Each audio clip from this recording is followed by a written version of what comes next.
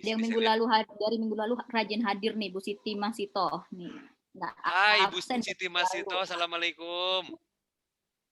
Oke, saya Apa mungkin belum Bu? familiar atau yang Mana nih Anda juga kameranya nih belum Bu Siti? familiar ya. Bu Siti kelihatan kok tuh. Mana Dia ada? dari tadi dia mantengin, dia stay tune sama on cam terus. Menandakan dia Ada Bu sosok Irin yang dari begitu aktif. Surabaya.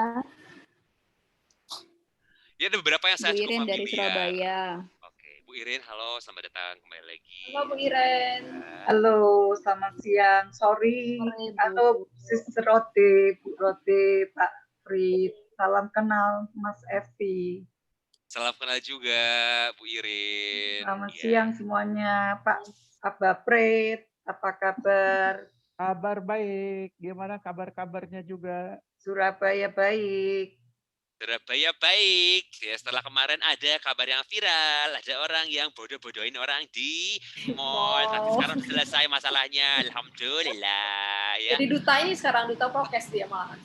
Ya, setelah minta maaf kemudian dia akan bisa diduta. Di sini mah gitu aja gampang kok. Bikin masalah aja dulu, kemudian viral, terkenal, minta maaf, cukup dimaafkan sama orang Indonesia yang begitu permissive, and then you become a superstar. Oke, di sini sepertinya juga tidak hanya dari rekan tour leader dari ITLA atau rekan dari travel agencies atau juga travel enthusiast, ada juga dari mahasiswa atau pelajar karena saya lihat itu dari SMK Paramita 2. Oh, ada junior tapi nggak apa-apa, umurnya nggak jauh sama saya, pasti umurnya bedanya mungkin 1-2 tahun aja ya. Oke, baiklah, ini kita udah jam 15.35. Oh, udah 15.36. Udah kita bisa mulai ya berarti ya, Sis Rode sama Sis Erti ya. Kalau begitu, baiklah. Sekarang saya akan mohon izin untuk share screen. Kita akan mulai belajar hari ini ya, belajar santuy, kayak belajar santai kayak di pantai hari ini ya.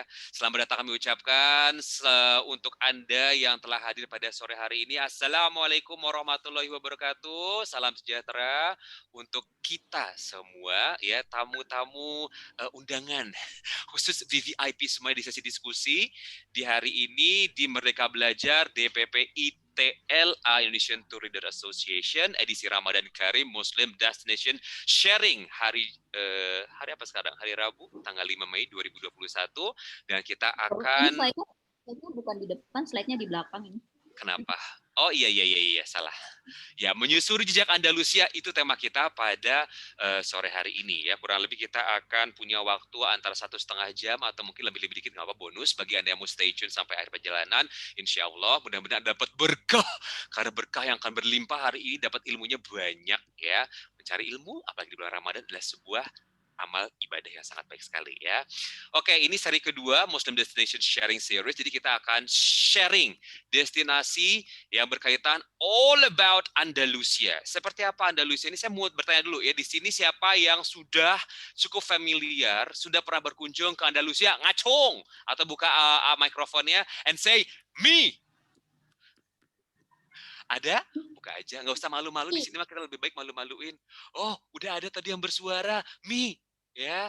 Oke, bagus. Bagaimana dengan Bro Rauf? Dari namanya sepertinya sangat familiar sekali dengan sesuatu yang berbau Timur Tengah atau bahkan sampai Andalusia. Jejak-jejak Rasul itu semua sudah dijelajahi, bukankah begitu? Belum. Oh, belum. Oke, nggak apa-apa. Sekarang hari ini kita akan secara virtual untuk pertama kalinya kita akan menyusuri jejak ya, jejak keislaman di Andalusia. Tapi kalau kita bicara tentang Andalusia sebetulnya kita tidak hanya berbicara tentang Islam, kita juga bicara tentang seperti apa perkembangan Islam yang berkaitan ya dengan saudara-saudara kita umat Kristiani dan juga umat Yahudi dan lain sebagainya ya. Nah, di sesi kedua ini kita nanti di rangkaian acaranya kita akan mulai membuka dan menyanyikan lagu Indonesia Raya. Diharapkan nanti ketika kita akan mulai play Indonesia Raya, diharapkan pesertanya bersikap hormat dan sopan. Yang mungkin lagi gelendotan, lagi selonjoran dan lain sebagainya, nanti mungkin bisa posisinya sudah mulai disiapkan ya. Nanti akan juga ada doa pembukanya. Kemudian hari ini Saya tidak akan sendirian ya. Perkenalan diri terlebih dahulu karena katanya tak kenal maka tak sayang. Saya bertugas menjadi moderator pada sore hari ini. Perkenalkan, nama saya Idvi Pancani Putra Tipaparoni. Saya bukan orang Itali ya. Saya adalah USA Turki, orang Sunda asli turunan Kidul, berprofesi sebagai tour leader dan kebetulan juga menjadi bagian dari ITLA kurang lebih dalam 1 dekade terakhir. Dan juga di sini ditulis experience MC. Terima kasih buat promosinya ya. Dan saya juga di sini sudah ada Sis RT Ho ya, yang kece dengan kacamata anti badainya. Kita berikan juga di sini sambutan dengan mengucapkan selamsor alias selamat sore buat Sis RT Ho. Boleh? 1, 2, 3. Selamsor ya Sis RT Ho. Mana suaranya boleh? Sis RT? Ya. We wanna hear your voice. Say yes. Yes. Oke, ya, seorang tour leader juga, dia adalah seorang travel planner. Kita juga di sini ada rekan-rekan dari ETLA, ya, ada Sis Rode. Kemudian juga pada hari ini kita akan menghadirkan sosok sosok speaker. Nanti dulu ditahan dulu. Udah kelihatan di situ ya, ada Utik M Panji Astuti yang akan menjadi speaker kita, seorang jurnalis, Islamic travel writer yang nanti saya akan kenalkan beliau, sosok narasumber kita ini lebih detail lagi ya setelah nanti kita akan mulai acara kita ya. Dan rundown kita pada sore hari ini nanti akan dimulai dengan pembukaan dengan lagu Indonesia Raya. Kemudian juga nanti kita akan mendengarkan paparan dari narasumber kita. Kemudian kita juga bisa dapat kesempatan untuk bertanya di sesi diskusi ya. Dan nanti kita akan berfoto bersama. Nah, sebelum kita mulai acara, izinkan saya di sini untuk menyampaikan seperti apa tata tertib dari Merdeka Belajar edisi Ramadan Karim by Zoom seri kedua Muslim Destination Sharing Series hari ini Rabu tanggal 5 Mei 2021. Silahkan bagi Anda di sini yang rajin sekali ya, yang GK, gila kerja, atau RB, rajin belajar, silakan Anda siapkan alat tulisnya karena mungkin ada beberapa hal yang ingin Anda tangkap dan Anda langsung rekam ya melalui sebuah catatan, karena biasanya kalau ada hitam di atas putihnya akan lebih gampang nanti kita untuk review lagi. Dan dipersilakan juga untuk memperbaiki kondisi perangkat bila diperlukan. Misalkan settingan audionya masih belum jelas, kemudian secara visual misalkan belum jelas, mungkin sekarang bisa dikotak-atik supaya nanti Anda bisa mendapatkan perjalanan diskusi yang lebih mumpuni. Nah, dimohon untuk selalu mengaktifkan video Anda jika ada pertanyaan. Jikalau Anda ingin menyampaikan pertanyaan, jikalau menyampaikan pertanyaan, jikalau ada silakan tulis di kolom chat ya. Kemudian masukan dan saran silakan diisi lembar umpan balik yang akan dibagikan via kolom chat nanti. Jadi by the end of the trip, di akhir perjalanan kita hari ini ya, di sesi sharing kita nanti akan ada sesi umpan balik di mana nanti Anda silakan untuk mengisinya. Demikian, terima kasih ya.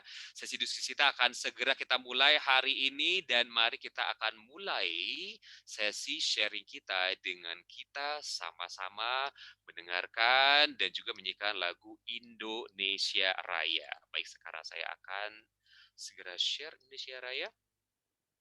Oke, baiklah hadirin sekalian, mari kita sekarang mulai dengan posisi yang lebih proper dan kita mulai dengan Indonesia Raya.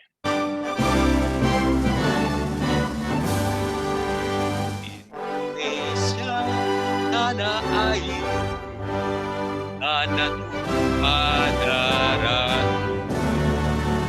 di sanalah aku berdiri. Jadi panggung Indonesia kebangsaan, bangsa dan tanah air. Marilah kita bersama, Indonesia bersatu. Hiduplah tanahku, hiduplah negeri, rakyatku semuanya. Bangunlah jiwanya, bangunlah badannya untuk Indonesia Raya. Indonesia Raya, merdeka, merdeka, Indonesia Raya, merdeka,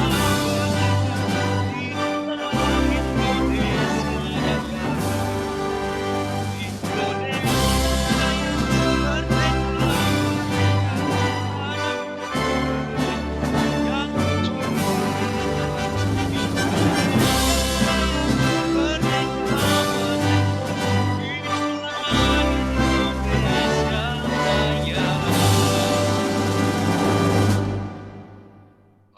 hadirin dipersilakan untuk rileks kembali ya, dan kita akan melanjutkan acara setelah kita mendengarkan lantunan lagu Bangsa Indonesia Raya. Saatnya sekarang kita memanjatkan ya syukur dengan kita mendengarkan tangan kita dengan dipimpin oleh seorang ya yang saya bersyukur beliau hadir di sini ya, seorang guru, salah seorang tour leader dan petualang senior kita. Oh, sebentar.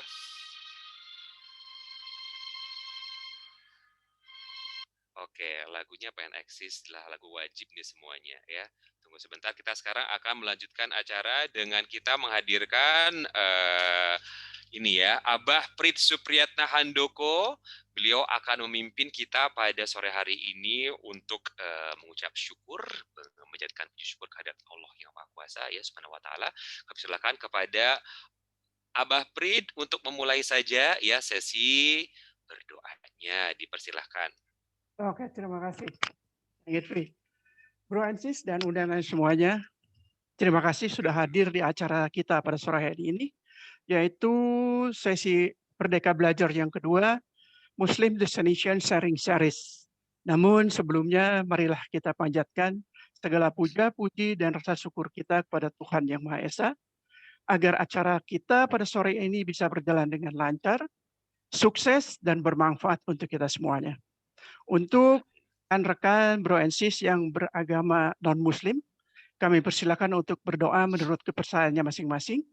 Dan untuk saudara-saudara kami, Bro and Sis yang beragama Islam, Muslimin dan Muslimat, marilah kita bacakan Ummul Quran Suratul Fatihah bersama-sama. Berdoa, mari kita mulai. Bismillah. Alhamdulillahi Rabbil Alamin.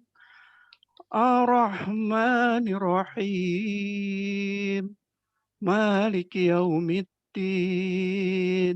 Iyyaka na'budu wa iyyaka nasta'in. Ihdinas siratal mustaqim.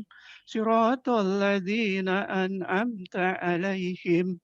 Ghairil maghdubi 'alaihim waladdallin.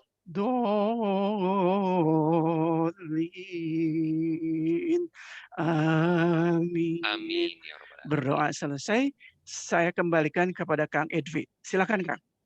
Hatur nuhun Abah ya yang sudah memimpin kita. Semoga perjalanan kita, sesi sharing kita pada sore hari lancar, internetnya juga lancar, kemudian juga listriknya lancar semuanya. Dan sekarang saatnya kita akan segera langsung saja menghadirkan narasumber kita ya. Sebelum kita menghadirkan langsung narasumber yang sudah kelihatan wajahnya, saya sudah melihat ya, karena sudah pernah mengikuti perjalanan beliau di salah satu sesi sharing yang dahsyat banget ya. Sedahsyat apakah sosok perempuan yang saya bilang luar biasa, karena kenapa dia bagi saya adalah sosok yang hebat ya. Nanti kita bisa mendengar seperti apa cara beliau bercerita yang membuat Anda akan mendapatkan sebuah kesimpulan yang sama seperti yang saya dapatkan ya. Beliau ini nama lengkapnya adalah Marfuah Panjiastuti ya. Akrabnya dipanggilnya Mbak Uti. Ya, mau panggil sis, mau panggil kakak, mau panggil mbak, monggo aja ya. Nah, beliau ini adalah seorang jurnalis yang sangat berpengalaman, kurang lebih sepak terjangnya malang melintang di dunia jurnalistik itu selama 23 tahun. Tidak perlu disebut nama medianya mana ya. Yang pasti oke banget lah ya. Dan dia juga selain seorang jurnalis yang berpengalaman, beliau juga adalah seorang penulis. Penulis buku sejarah dan peradaban Islam yang dikemas dalam bentuk buku traveling. Jadi kemasannya itu kece, lebih lebih chic, kemudian lebih enak untuk dibaca, lebih relaxing ya, lebih santuy dengan serial jelajah 3 daulah. Yang pertama adalah Journey to Andalusia, di mana nanti salah satu pengalaman beliau dari hasil dia investigasi, hasil kemudian dia meneliti dan lain sebagainya, mulai perjalanan pengalaman ini dia. Nanti kita akan bisa mendengar di sesi sekarang ini ya, Journey to Andalusia. Yang kedua, Journey to the Greatest Ottoman. Yang ketiga ada Journey to Samarkand ya. Lalu ada satu buku yang menjadi wakaf literasi pertamanya, ini hebat nih ya, Journey to Aqsa. Nah, yang masih dalam proses produksi ada Journey to Uyghur dan Journey to Silk Road. Seorang traveler yang mensyukuri bumi Allah yang luas ini, menyusuri bumi Allah yang luas ini dengan menapak tirasi jejak-jejak peradaban Islam ya, memunguti hikmah yang berserak dan membagikan pada siapa saja yang mau membacanya. Dengan perjalanan ke 3 benua Afrika, Afrika, Eropa, Asia dengan tujuan ingin sebanyak-banyaknya sujud di masjid-masjid yang dijumpainya di setiap lengkung bumi Allah. Masya Allah ya, dari prolognya aja, dari introduction aja ya, ini sangat dalam, singkat, padat, namun dalam. Dan mari sekarang kita berikan sambutan ya kehadiran dari sosok yang sudah kita tunggu-tunggu, Mbak Utik. Assalamualaikum. Waalaikumsalam warahmatullahi wabarakatuh. Mas Siti, apa kabar? Alhamdulillah, Pangesto sehat. Hatur nuhun, terima kasih. Gimana Mbak Utik, sehat? Alhamdulillah sehat. Bandung hujan, Mas? Baru ini baru selesai nih hujannya. Baru raat kalau kata orang Jerman, jajaran Matraman mah ya.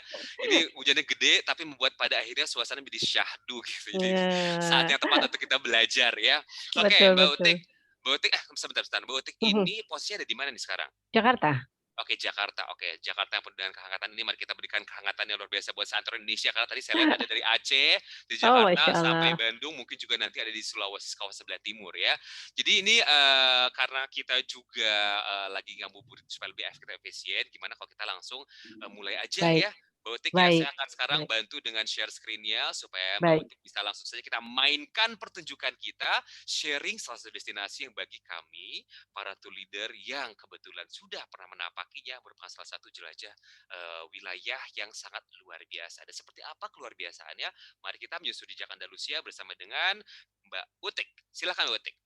Baik, bismillahirrahmanirrahim. Assalamualaikum warahmatullahi wabarakatuh. Alhamdulillahirabbil alamin wassalatu wassalamu ala asrofil anbiya'i wal mursalin wa ala alihi washabihi ajmain. Amma ba'du. Allahumma shalli ala Muhammad wa ala ali Muhammad kama shallaita ala Ibrahim wa ala ali Ibrahim alamin innaka Hamidum Majid. Terima kasih teman-teman, senang sekali hari ini saya bisa bertemu dengan teman-teman semua di sini. Barangkali sudah ada yang pernah beberapa kali gitu ya bertemu dengan saya, tapi juga barangkali banyak juga yang baru pertama kali bertemu. Saya diminta sore ini untuk bicara tentang menyusuri jejak Andalusia. Kebetulan close mission out. Boleh mungkin dibantu Sis Arti dengan kita. Oke. Mute. Oke, silakan Mbak Utiknya boleh dibuka mute-nya.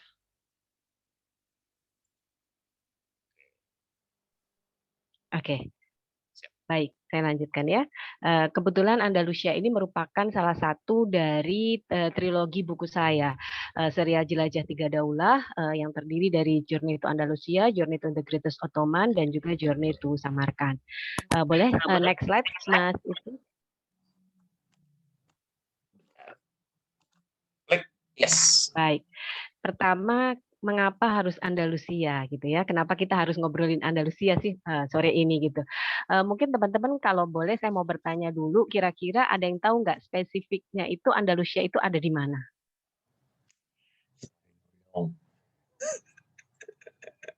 Saya tahu. Oke, baik. Di Spanyol. Baik. Lalu Spanyol Selatan. Oke. Ini juga ada Mbak Yesti, jawabnya Spanyol. Oke, betul sebagian. Jadi teman-teman, Andalusia itu adalah wilayah yang sekarang bernama Spanyol, Portugis, dan sebagian Perancis. Yes, seluas itu.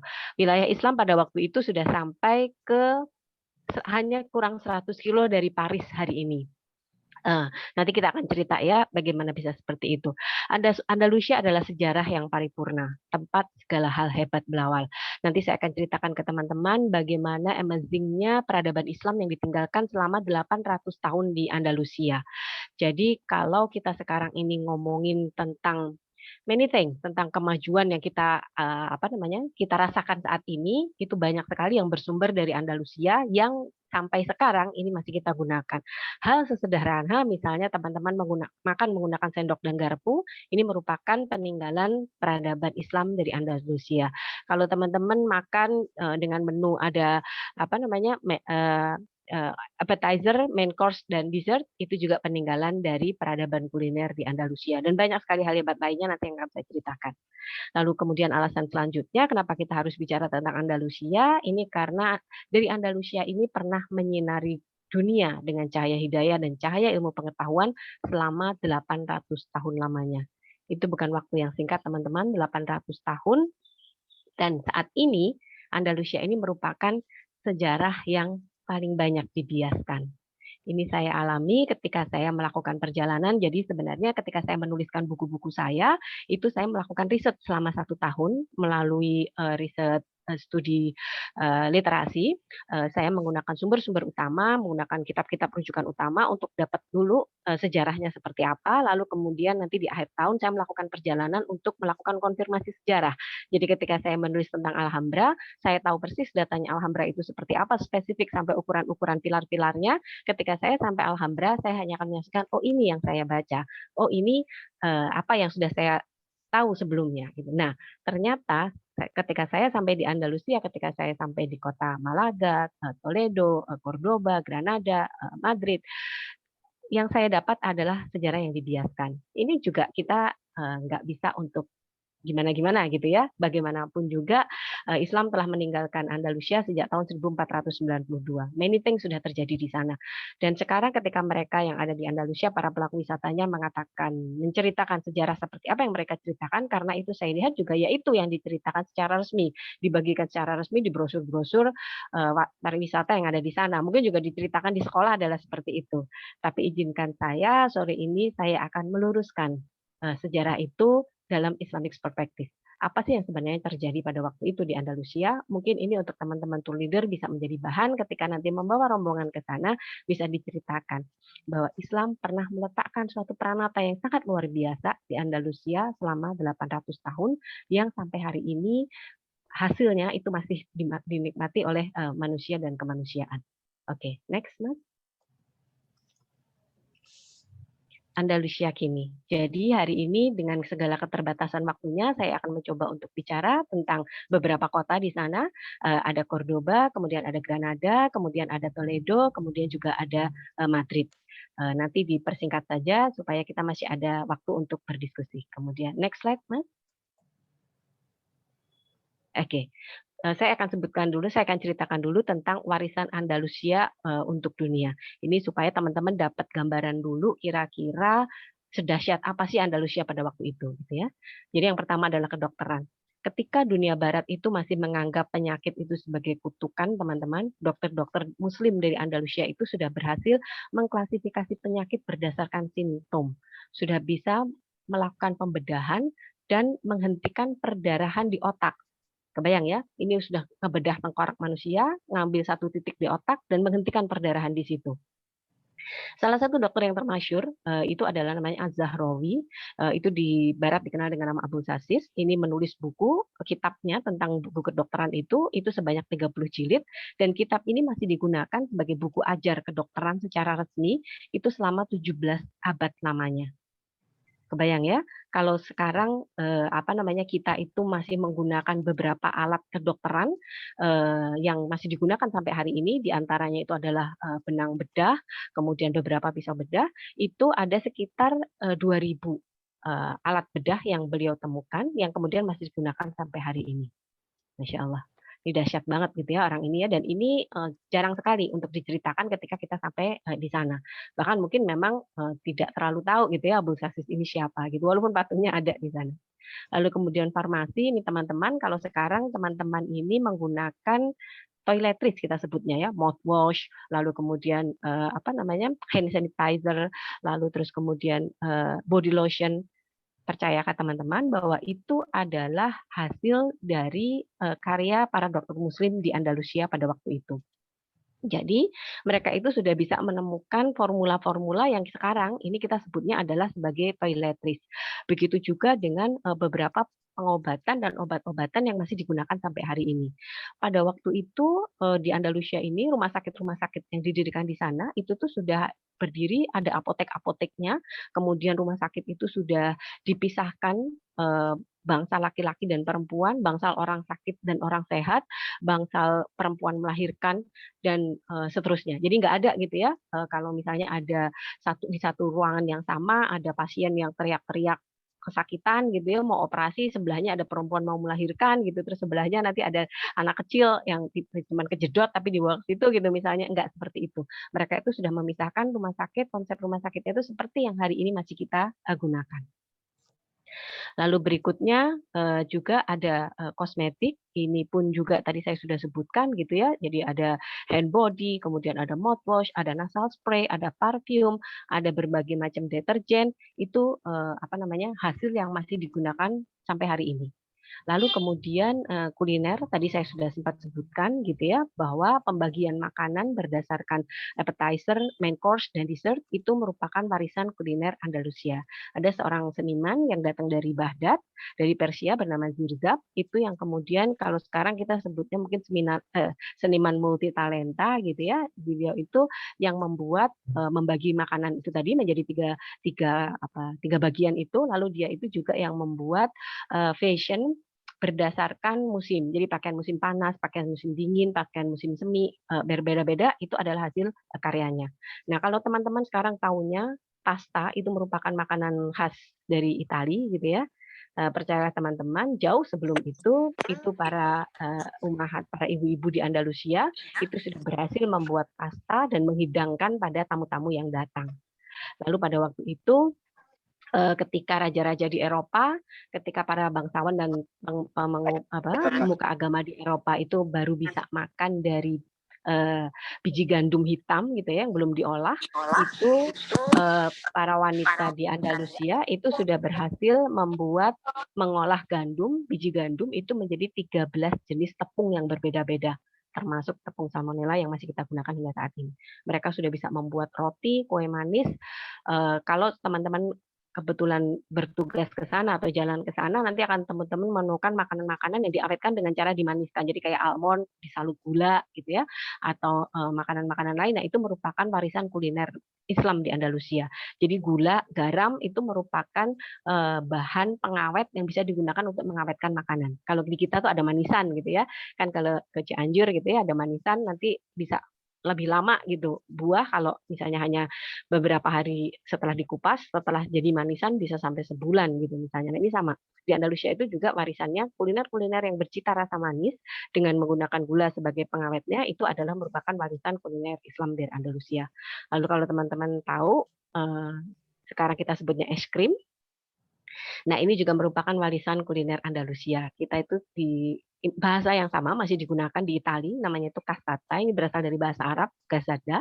Nggak cuma menemukan resep es krimnya teman-teman, tapi pada waktu itu juga di Andalusia ini sudah bisa menemukan alat yang digunakan untuk menyimpan es krim. Ya tentu saja bukan kulkas atau freezer gitu ya kita kenal sekarang, tapi ini semacam termos gitu mungkin ya, jadi satu wadah yang bisa digunakan untuk menyimpan suhunya itu supaya stabil gitu. Nah, yang berikutnya ini teman-teman, ini adalah arsitektur, ini juga sangat luar biasa sekali. Kalau teman-teman berkesempatan untuk datang ke Masjid Agung Cordoba yang sekarang dikenal dengan nama Mezquitas karena sudah digunakan sebagai katedral gitu ya. Ini dulunya adalah suatu masjid yang sangat spektakuler sekali, sangat luar biasa sekali. Ini masjid bukan cuma arsiteknya, bukan cuma bahan-bahan yang digunakan untuk interior di dalam masjid itu yang menggunakan pualam-pualam luar biasa, menggunakan batu-batu onik yang didatangkan dari seluruh daratan Eropa, tapi juga arsitekturnya itu luar biasa sekali. Masjid itu luas sekali teman-teman, bisa menampung sampai ribuan jamaah, tapi posisi imam yang berada di mihrab itu sampai sekarang masih ada, tapi sudah tidak boleh lagi digunakan untuk sholat, dibatasi dengan terali besi gitu ya. Di mihrabnya itu masih ada tulisan La ilaha illallah Muhammad Rasulullah, itu masih terbaca. Hanya kalau kita nekat mau berdoa atau sholat di sana gitu ya, nanti kita akan ditangkap sama petugas keamanannya karena dianggap mengganggu ketertiban. Nah, posisi imam yang berada di depan itu ketika memimpin sholat itu nanti suaranya itu akan terdengar sampai posisi makmum yang paling belakang. Padahal tidak menggunakan sound system. Ini apa? Karena mereka menggunakan arsitektur di dalam bangunan masjid itu menggunakan prinsip-prinsip fisika. Jadi seperti kita tahu bahwa suara itu juga dipantulkan seperti hanya cahaya, lengkung-lengkung yang ada di dalam Masjid Cordoba ini yang kemudian memantulkan suara sang imam. Sehingga walaupun diikuti oleh ribuan jamaah, posisi imam ada di depan, jamaah paling belakang bisa mendengarkan suara imam dengan clear. Dan yang menarik teman-teman, di sana itu sudah bisa melakukan yang kita sekarang sebutnya itu adalah reuse atau daur ulang gitu ya. Jadi kan kita tahu kalau pada waktu itu pencahayaan yang digunakan itu masih menggunakan apa itu namanya, minyak gitu ya. Jadi lampu yang menggunakan bahan bakar minyak. Nah, bahan bakar minyak ini kan tentu ketika dibakar ini akan menimbulkan jelaga gitu ya di atapnya gitu. Kalau kita tahu ya rumah-rumah zaman dulu gitu ya, zaman kakek nenek kita gitu mungkin masih ada gitu di desa-desa yang karena menggunakan api lalu kemudian berjelaga. Nah, pada waktu itu di Andalusia di Masjid Agung Cordoba ini teman-teman, jelaganya itu sudah bisa dialirkan, ditampung menjadi ke satu tempat. Jadi ada sebuah bejana besar gitu ya yang digunakan untuk menampung jelaga ini, lalu kemudian mereka dengan menggunakan beberapa cairan kimia tertentu, jelaga ini tentu teman-teman kebayang ya jelaga itu kan kayak serpihan apa itu namanya serpihan debu yang berwarna sangat hitam. Ini terus kemudian bisa semacam dicairkan, lalu reuse-nya ini apa namanya residunya ini itu bisa digunakan untuk sebagai tinta untuk menulis kitab. Masya Allah ya, jadi kebayang gitu ya pada waktu itu bagaimana ilmu pengetahuan itu nggak maju banget, nggak dahsyat banget gitu karena memang semua ilmuwannya, semua cendekiawan-cendekiawan muslim yang ada di sana itu difasilitasi untuk berkarya. Salah satunya mereka itu dapat tinta gratis dari residu jelaga yang digunakan untuk menerangi Masjid Cordoba.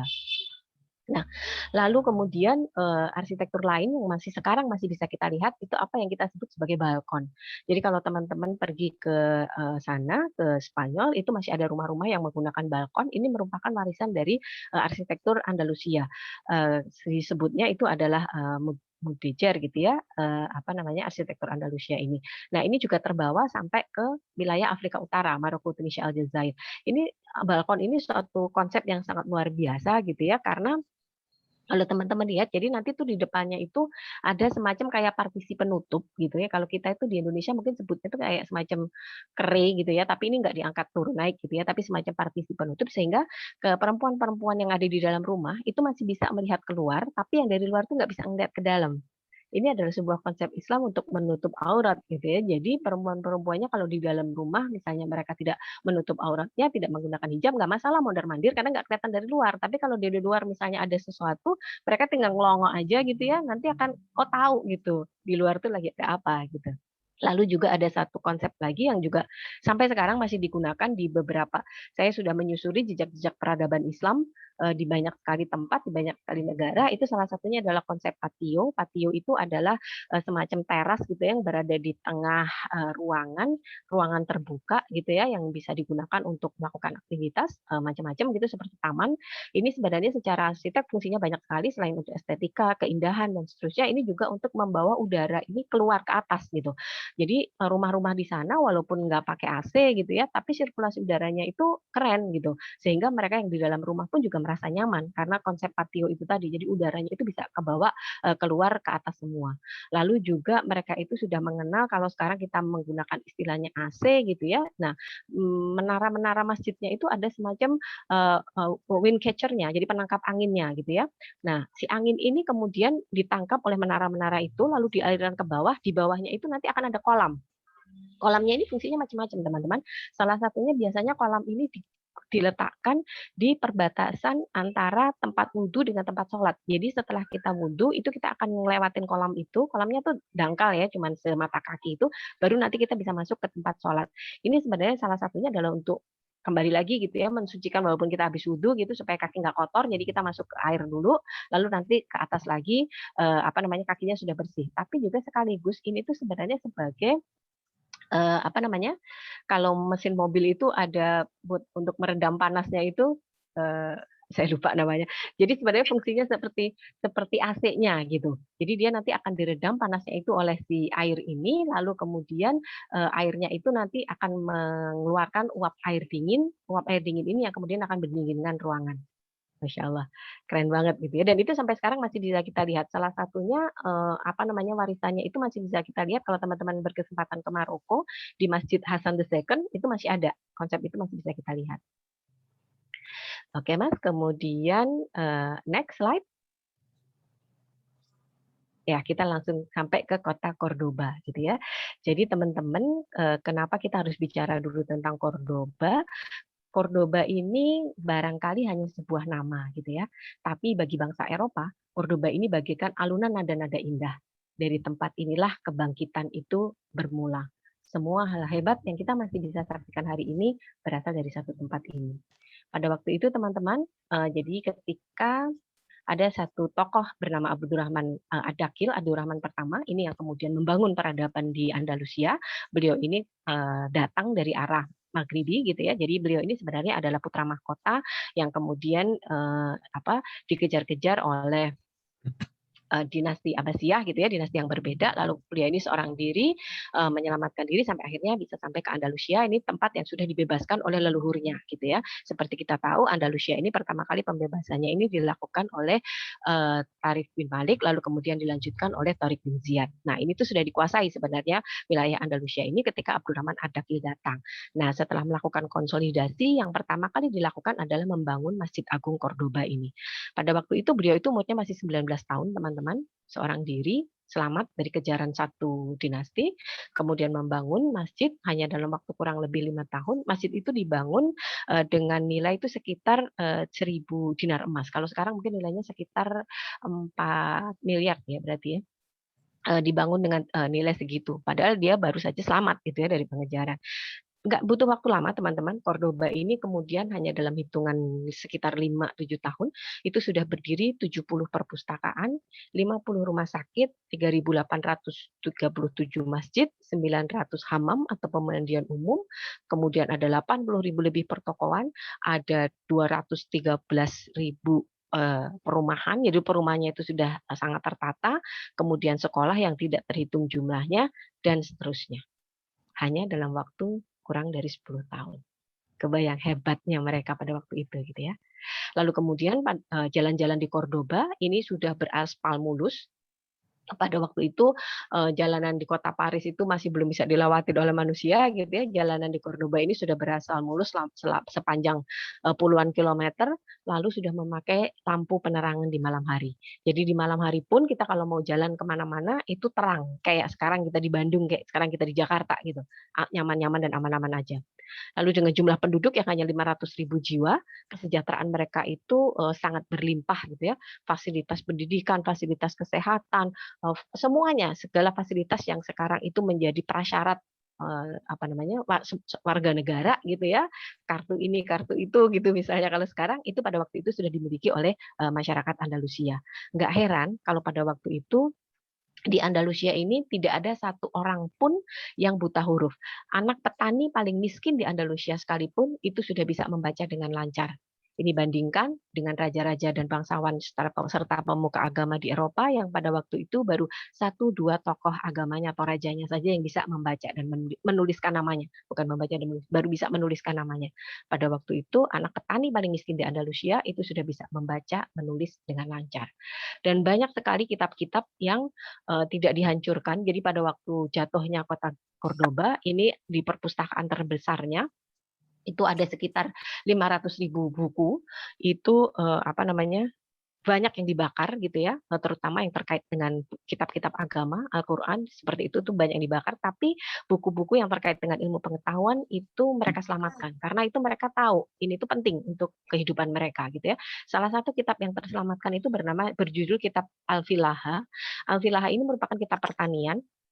Nah, kitab pertanian ini digunakan di sana, ini baru diterjemah dan digunakan selama berabad-abad dalam bahasa aslinya. Ini baru diterjemahkan dari bahasa Spanyol ke bahasa Inggris itu sudah di abad ke 17 atau 18 dan diterjemahkan ke bahasa Inggris di abad ke-19. Jadi pada dasarnya Spanyol itu wilayah yang tidak terlalu subur, teman-teman. Curah hujan di sana itu sangat rendah sekali, hanya sekitar 600 mm per tahun. Ini bandingkan dengan daerah yang paling gersang di Indonesia, di NTT itu masih 1000 mm per tahun, atau di Gunung Kidul sekalipun itu masih 1.900. Nah, ini Andalusia itu sebenarnya daerahnya itu kering. Tapi para sarjana muslim pada waktu itu di sana bisa mengolah pertaniannya, mengolah tanahnya dengan teknologi pertanian maupun teknologi pangan yang tercatat dalam kitab Al-Filaha. Jadi kitab Al-Filaha ini nggak ditulis oleh satu orang. Ini diturunkan dari generasi ke generasi, mereka nambahin gitu ya. Jadi menjadi sangat lengkap sekali, sangat luar biasa sekali. Yang ini kemudian bisa menjadikan Andalusia ini panen bahkan di beberapa tempat itu bisa setahun 2 kali, setahun 3 kali dari yang sebelumnya daerah yang sangat tidak subur. Salah satu peninggalan Islam di sana yang sampai sekarang masih mengongkosi negara Spanyol ini adalah tanaman zaitun. Spanyol itu bersama 6 negara lain, di antaranya itu Maroko, Turki, kemudian ada Jordan dan sebagainya, itu sebagai penghasil minyak zaitun terbesar di dunia. Nah, ini tanaman zaitun, bibit zaitunnya ini dibawa oleh para mujahid muslim itu dari wilayah Syam atau wilayah Palestina saat ini. Oke, berikutnya Mas, next. Granada. Boleh ya, saya cepat saja nanti biar kita punya banyak waktu untuk berdiskusi gitu ya. Oke, Siap. berikutnya adalah Granada. Granada ini teman-teman ini merupakan salah satu destinasi wisata yang andalannya gitu ya kalau kita menyusuri jejak peradaban Islam di Andalusia. Tapi sebenarnya untuk umat Islam, Granada ini adalah sebuah kisah pilu. Jadi kalau tadi kita mengatakan Cordoba ini adalah nada-nada indah gitu ya untuk bangsa Eropa karena kemajuan yang mereka nikmati saat ini itu bersumber dari Islam yang berada di di Cordoba. Kalau Granada ini merupakan kisah pilu. Kenapa? Karena Granada ini merupakan wilayah kekuasaan Daulah Islam terakhir di Andalusia. Jadi ini adalah wilayah yang terakhir kali jatuh ke tangan Ferdinand dan Isabel di tahun 1492. Nah, di sini ini ada satu bangunan ikonik yang sampai sekarang itu juga masih menjadi destinasi wisata yang banyak sekali dikunjungi oleh turis, bahkan bernama Istana Alhambra. Teman-teman mungkin kalau tahu, kalau yang penggemar drakor ini juga kemarin sempat ya tahun lalu atau 2 tahun lalu ada serial drama Korea yang ngetop gitu ya, Memories of Alhambra. Nah, itu lokasi settingnya itu di sekitar istana itu, di kota tua itu.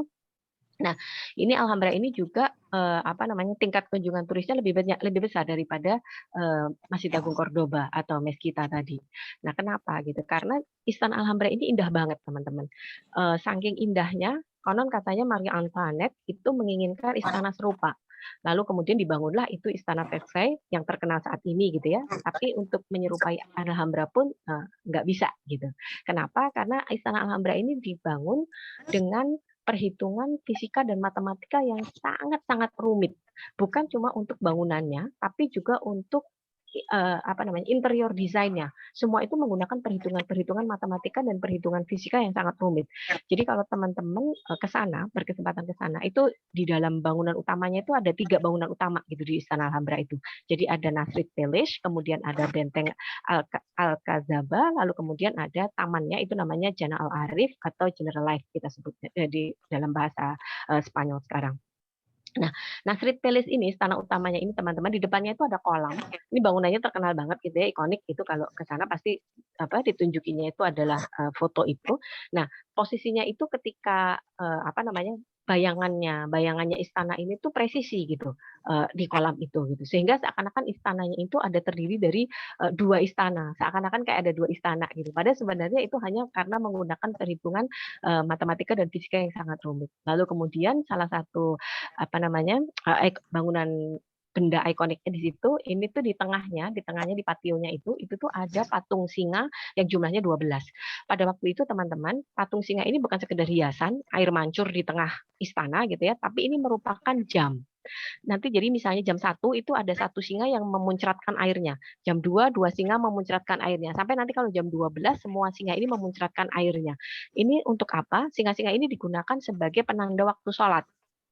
Jadi Islam itu kemajuan teknologi dan kemajuan sains yang dimiliki oleh para sarjana muslim, para ilmuwan cendekiawan muslim di Andalusia pada waktu itu sudah dahsyat banget karena sebenarnya semua itu dilakukan untuk menjawab kebutuhan syariat. Ada kebutuhan untuk sholat sehingga mereka itu bisa menemukan teknologi jam. Nah, ketika bangunan ini kemudian jatuh ke tangan Ferdinand dan Isabel, rupanya mereka itu pengen tahu teknologinya apa sih jamnya ini bisa mengatur air mancurnya itu sesuai dengan pergantian waktu gitu. Mereka bongkar dan sampai sekarang nggak bisa digunakan lagi. Bongkar bisa, balikin tapi nggak bisa difungsikan lagi gitu sampai sekarang. Begitu dahsyatnya kemajuan teknologi yang dimiliki oleh sarjana muslim pada waktu itu. Nah, dari situ ada satu bangunan gitu ya, ada satu taman tadi saya sempat sebut Jana Al-Arif, General Life ini posisinya itu dekat teman-teman. Jadi kalau dari Istana Alhambra itu kita jalan kaki gitu ya, nanti menuju ke taman. Tamannya ini juga indah gitu. Dulu para sultan itu sering jalan-jalan di sini kan disebutnya Jana Al-Arif karena mereka ingin merefleksikan surga gitu ya. Kan kalau kita tahu di Al-Qur'an itu kan ada surga dengan sungai-sungai yang mengalir di bawahnya. Itu juga ada kayak semacam saluran-saluran air gitu ya, kayak sungai-sungai buatan gitu ya, kolam-kolam gitu yang airnya itu gemericik gitu. Nah, ini biasanya dulu Sultan itu kalau menikmati sore, menikmati siang hari itu jalan-jalan ke taman ini gitu. Nah, ini kemudian nanti kalau kita jalan sedikit dari situ, gitu nanti akan ada satu tempat itu yang disebutnya itu The Lasmore Site. Jadi ini adalah tempat di mana Sultan terakhir dari Granada itu Sultan Boabdil ketika dia harus menyerahkan kunci gerbang kota Granada ini ke Isabel dan Ferdinand. Pada waktu itu tempat ini terkenal sekali gitu ya. Sultan itu menitikkan air mata sambil memandang ke Istana Alhambra sampai kemudian beliau ini ditegur oleh ibunya, jangan kamu tangisi seperti perempuan untuk sesuatu yang tidak bisa kamu pertahankan layaknya laki-laki. Ini kalau kita ke sana teman-teman, walaupun kita melihat keindahannya Istana Alhambra, tapi juga terbertik gitu ya kesedihan yang sangat gitu. Bagaimana Islam selama 800 tahun pernah menyinari dunia dengan cahaya dan cahaya ilmu pengetahuan berasal dari satu titik ini, kemudian sekarang sirna seakan tidak berbekas sama sekali. Kalau teman-teman tahu gitu ya, jumlah Muslim di Spanyol saat ini itu jumlahnya itu jauh lebih sedikit ketimbang jumlah Muslim di kota Dallas di Amerika. Padahal di Dallas itu tidak pernah ada daulah Islam di sana, nggak pernah ada kerajaan Islam besar di sana. Sementara di Andalusia ini pernah memimpin dunia, peradaban Islam pernah memimpin dunia dari tempat ini. Oke, next berikutnya. Bentar, berikutnya. Toledo. Baik. Toledo. Ini juga satu titik penting teman-teman, Toledo ini, karena sebenarnya ketika pembebasan Andalusia pertama, jauh sebelum Abdurrahman Ad-Dakhil ini datang, jadi di tahun 700-an itu ada Tariq bin Ziyad, ini memenangkan pertempurannya itu di tempat ini, di satu lembah yang bernama Lembah Barbate. Ini waktu saya ke sana, saya itu semua saya tanyain gitu ya, di mana tempat ini gitu ya, baik dalam bahasa Spanyol, dalam bahasa Inggris, dalam tempat itu, nama tempat itu gitu ya, dalam bahasa Arab, tidak ada yang tahu tempat itu di mana. Padahal tempat ini merupakan titik penting, karena dari Lembah Barbate itulah kemudian Islam menyebar ke seluruh daratan Eropa. Dan kemenangan Lembah Barbate ini, pertempuran Barbate, Rio de Barbate ini sangat terkenal, sangat fenomenal teman-teman, karena terjadi di tanggal 28-29 Ramadan menjelang Idul Fitri. Jadi ketika kita merayakan bertakbiran gitu ya, saya selalu membayangkan pada saat itulah juga Tariq bin Ziyad dan pasukannya itu bertakbir kemudian menggemakan nama Allah di daratan Eropa. Ini ada satu yang menarik teman-teman, tercatat kalau pertempuran di Lembah Barbate ini, kalau teman-teman pernah dengar gitu ya, pasti kisahnya Tariq bin Ziyad yang membakar kapal gitu ya, ketika sampai di semenanjung Iberia, supaya pasukannya itu punya semangat untuk bertempur. Teman-teman, saya sudah mencari referensi dari banyak sekali buku-buku dan kitab-kitab rujukan utama, cerita itu tidak pernah ada. Yang terjadi adalah Barat membutuhkan pembenaran bagaimana pasukan Tariq bin Ziyad yang jumlahnya hanya 12.000 itu bisa memenangkan pertempuran melawan mereka yang pasukannya itu jumlahnya di atas 200.000 di tempat mereka. Kalau kita itu sekarang istilahnya adalah bertanding ke kandang lawan gitu ya, kalau sepak bola gitu ya, dengan jumlah lebih sedikit dan posisi geografis yang sangat berbeda sekali karena mereka dari Afrika ke situ dan bisa memenangkan pertempuran, sehingga mereka butuh pembenaran. Akhirnya dibuatlah cerita tentang pembakaran kapal itu yang kemudian menjadi seakan alamiah sekali. Pasukannya Tariq ini kayak nggak punya pilihan. Ya memang harus menang, kalau nggak mereka juga nggak bisa balik lagi. Padahal sejak kapan teman-teman para mujahid itu membutuhkan penyemangat seperti itu. Pada waktu itu panggilan jihad itu nggak beda dengan panggilan sholat Jumat. Mereka dengan penuh semangat, tidak ada maksud lain. Tidak pernah ada maksud lain untuk melakukan ekspedisi kemanapun kecuali untuk menegakkan la ilaha illallah di tempat itu. Setiap pertempuran dalam Islam itu hanya boleh dilakukan dengan satu syarat. Dimulai karena alasan la ilaha illallah dan diakhiri dengan alasan la ilaha illallah. Jadi teman-teman kalau mempelajari tentang peperangan-peperangan dalam Islam gitu ya, itu selalu pasti akan ditawarkan 3 hal.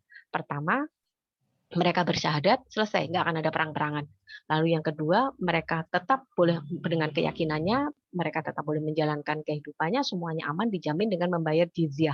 Jizyah ini berbeda dengan pajak, jizyah ini juga berbeda dengan zakat. Nilainya itu jauh lebih kecil. Yang membayar itu hanya laki-laki dewasa, perempuan, anak-anak, orang miskin, laki-laki yang sudah tua, itu tidak berkewajiban. Dan ini nilainya jauh lebih kecil daripada zakat. Kalau misalnya itu dipenuhi, syarat itu selesai, mereka akan dilindungi gitu ya, di tempat itu tetap boleh menjalankan keyakinan agamanya. Kalau itu dua itu tidak terpenuhi, baru kemudian peperangan itu dikobarkan. Itu pun dengan syarat dan ketentuan yang sangat ketat sekali. Muslimin itu selalu menghormati siapapun. Karenanya kita tidak pernah menggunakan kata penaklukan. Dalam bahasa Arabnya itu adalah fatuh, pembebasan. Kenapa disebut pembebasan? Karena memang tujuannya itu bukan untuk menjarah kekayaan seperti hanya dilakukan para kolonial gitu ya. Jadi setelah kemudian bangsa Eropa ini diajari ini itu melek huruf gitu ya sama muslimin, terus kemudian mereka itu keluar dari tempatnya membawa pasukan kemudian menjarah, merampok ke negeri-negeri termasuk ke Indonesia gitu ya, merampok kekayaan alamnya untuk dibawa ke sana. Muslimin tidak pernah seperti itu teman-teman. Dalam setiap pertempuran itu yang dilakukan adalah pembebasan. Jadi mereka itu akan membuka, membebaskan wilayah itu, mengeluarkan penduduknya dari kebodohan, kejumudan, kejahiliahan untuk menuju ke cahaya terang. Ini terbukti, nggak ada ceritanya para mujahid yang datang dari tempat-tempat yang jauh ketika mereka membangun Andalusia, lalu mereka setelah kaya pulang lagi ke negerinya. Nggak ada. Mereka semua mati dikuburkan di tanah Andalusia dan jejak peradabannya masih kita saksikan hingga hari ini. Nah, Toledo ini setelah menjadi titik penting pembebasan yang dilakukan pertama kali oleh Tariq bin Ziyad, ini juga menjadi cikal bakal transmisi intelektual dari peradaban Islam ke peradaban Eropa, ke peradaban Barat. Jadi kalau teman-teman mengenal gitu ya istilah Renaissance, sebenarnya Renaissance ini dibawa oleh Muslim sesungguhnya dari tempat ini. Jadi pada waktu itu di Toledo ini teman-teman ini digunakan sebagai kota untuk menerjemahkan berbagai macam kitab dari dan ke bahasa Arab. Jadi dari bahasa Yunani, dari bahasa Latin ke Arab, dari bahasa Arab ke bahasa Yunani, ke bahasa Latin dan seterusnya. Ini tuh sungguh sangat luar biasa sekali bagaimana transfer of knowledge, transfer of pengetahuan itu terjadi di kota ini melalui penerjemahan kitab-kitab itu. Di situ juga didirikan oleh Universitas Toledo yang menjadi pusat kajian filsafat, astronomi, kedokteran, sastra, kesenian dan banyak lagi. Nah, ini yang juga menyedihkan teman-teman. Di Toledo ini pula lah kemudian kita belajar tentang amanah ilmiah. Jadi teman-teman, seorang sarjana muslim, cendekiawan muslim pada waktu itu adalah orang-orang yang amat sangat menghormati hak cipta karya orang lain. Kalau yang sekarang kita kenal sebagai intellectual property. Mereka itu tidak akan membajak karya orang lain. Nah, dimulai dari kejatuhan Islam di Toledo inilah pembajakan intelektual itu terjadi. Kitab-kitab sarjana muslim itu disalin diterjemahkan dalam bahasa Latin tanpa dicantumkan nama penulisnya siapa. Kalau teman-teman tahu untuk menandai sesuatu yang sudah lewat dari satu abad itu mereka menggunakan istilah NN, no name, di karya-karya klasik itu banyak ditulis. Nah, ini sebenarnya bisa dipastikan ketika itu karya itu adalah sesuatu yang bermanfaat untuk manusia dan kemanusiaan, itu pasti karya sarjana muslim.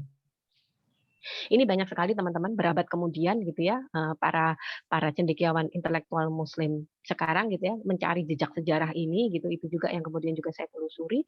Banyak sekali karya-karya yang masih ditemukan di museum-museum di seluruh dunia gitu ya bahwa ini itu adalah karya-karya sarjana muslim. Banyak karya-karya yang diterjemahkan plek-ketiplek gitu ya, nggak ditambahin, nggak diapa-apain, hanya dihilangkan nama penulisnya. Seperti halnya salah satu sarjana muslim, dia ini adalah penemu pembuluh darah kapiler, itu sampai sekarang ini masih digunakan tanpa dicantumkan namanya. Berabad kemudian baru kita tahu bahwa ini adalah karya Ibn Nafis. Itu adalah berawal di kota Toledo ini. Ini sangat menyedihkan sekali. Lalu kemudian kalau sekarang kita mengenal yang namanya copyright, itu hak cipta dengan harus membayar gitu ya, dipatenkan gitu. Sesungguhnya Islam tidak pernah mengajarkan seperti itu. Karena pada waktu itu semua ilmu pengetahuan itu di-share sebanyak-banyaknya dengan tujuan adalah untuk mendapatkan jariah ilmu pengetahuan. Seperti kita tahu teman-teman, pahala jariah ini nggak akan habis ketika orang itu sudah meninggal dalam konsep Islam gitu ya. Hanya 3 perkara yang tidak terputus ketika seorang muslim itu meninggal. Salah satunya adalah ilmu yang bermanfaat. Ini yang mereka kejar. Para sarjana muslim ini membagikan ilmunya pada siapa saja dengan tujuan untuk mendapatkan jariah ilmu. Dari mana mereka mendapatkan kekayaannya? Di sini. Dari para penguasa. Jadi pada waktu itu semua sarjana-sarjana muslim itu dihormati sangat luar biasa sekali. Kitab-kitab mereka yang mereka susun, hasil penelitian mereka dan ilmu yang mereka dapatkan itu tuh dihargai ditimbang dengan di seberat emas. Jadi misal mereka tuh menulis kitab, bukunya itu beratnya sekilo, itu nanti akan dibayar sebesar 1 kilo emas. Bukunya itu bisa kebayang ya teman-teman gitu, misalnya kitab-kitab kedokteran gitu yang sampai 17 jilid, sampai 30 jilid gitu, itu kan kebayang beratnya berapa, akan dibayar emas seberat itu. Jadi negara itu menjamin para sarjana muslim, para ilmuwan ini untuk berkarya seluas-luasnya, dan mereka ini harus membagikan ilmunya seluas-luasnya pada siapa saja, nggak ada namanya hak patenan gitu ya, karena mereka sudah mendapatkan jaminan kesejahteraan dari negara, dan efeknya adalah ilmu pengetahuan ini kemudian tersebar ke seluruh penjuru dunia, dimanfaatkan hingga saat ini. Oke, berikutnya Mas. Baik, Madrid. Ini kalau sekarang kita pergi ke Madrid gitu ya, harusnya ke sini gitu ya, pasti yang terbayang adalah Hala Madrid gitu ya. Siapa yang di sini yang memang fansnya apa namanya klub sepak bola Madrid gitu. Nah, ini tuh teman-teman, Madrid ini merupakan nama kota ini tuh merupakan bahasa Arab. Jadi asal katanya itu adalah Al-Majrid dalam bahasa Arab yang artinya itu tempat air mengalir dari sumbernya. Ini nggak heran gitu ya, karena sebenarnya Madrid ini memang dialiri posisinya itu di tepi sungai Manzanares gitu. Jadi ada dialiri oleh 2 aliran sungai gitu. Nah, sekarang pun bekasnya ini tuh masih bisa kita lihat. Jadi kalau kita ke jalan utama di kota Madrid, itu tuh nanti kita akan ketemu apa namanya itu Calle Mayor dan Cuesta de la Vega. Nah, di dekatnya situ tuh masih ada sisa apa tuh namanya tembok gitu ya, reruntuhan kayak reruntuhan benteng gitu yang disebutnya itu adalah Murale Arabi atau tembok Arab gitu ya. Nah, itu tuh sebenarnya untuk menandai gitu bekas lama kota lamanya kota Madrid ini gitu. Nah, ini banyak hal gitu ya, apa namanya peninggalan sejarah yang masih bisa disaksikan di kota Madrid ini. Dan kalaupun misalnya kita sekarang ke Madrid gitu ya, terus kita itu mau apa nyari kuliner halal gitu atau mencari tempat sholat gitu, itu juga banyak gitu. Nggak terlalu sulit untuk mencarinya gitu. Di dekatnya Stadion Santiago Bernabeu itu banyak restoran-restoran Turki gitu yang menyajikan makanan-makanan halal, yang kemudian di basementnya itu rata-rata mereka juga menyediakan tempat yang digunakan untuk sholat. Saya tidak kebayang gitu ya bagaimana Ferdinand dan Isabel menangis di kuburnya gitu ketika mereka dulu dengan segala cara mencoba untuk mengusir Muslim dan peradaban Islam dari sana, dan hari ini hanya sepelemparan batu gitu ya dari istana mereka itu tetap berdiri tempat-tempat yang bisa digunakan untuk menyebut nama Allah. Oke, berikutnya Mas. Oke, tunggu sebentar. Berikutnya.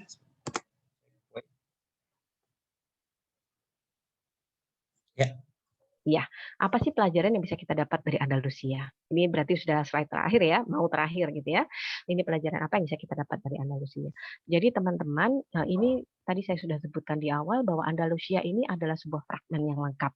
Dari mulai kebangkitannya sampai kejatuhannya itu kita bisa pelajari semua. Apa yang harus kita lakukan, apa yang harus kita hindari, apa yang bisa kita ulangi. Ini semua sudah terfragmen lengkap di sana. Salah satunya adalah kejatuhan Andalusia itu tidak terjadi serta-merta, teman-teman. Butuh waktu sekitar 200 tahun. Dari tadi saya sebut ada seorang seniman multitalenta yang bernama Zirzab yang mengajarkan hal-hal yang sekarang itu dianggap sebagai kemajuan peradaban tadi gitu ya, makan sendok garpu apa segala macam, itu butuh 200 tahun untuk sampai betul-betul Andalusia itu lenyap, Islam itu lenyap dari Andalusia.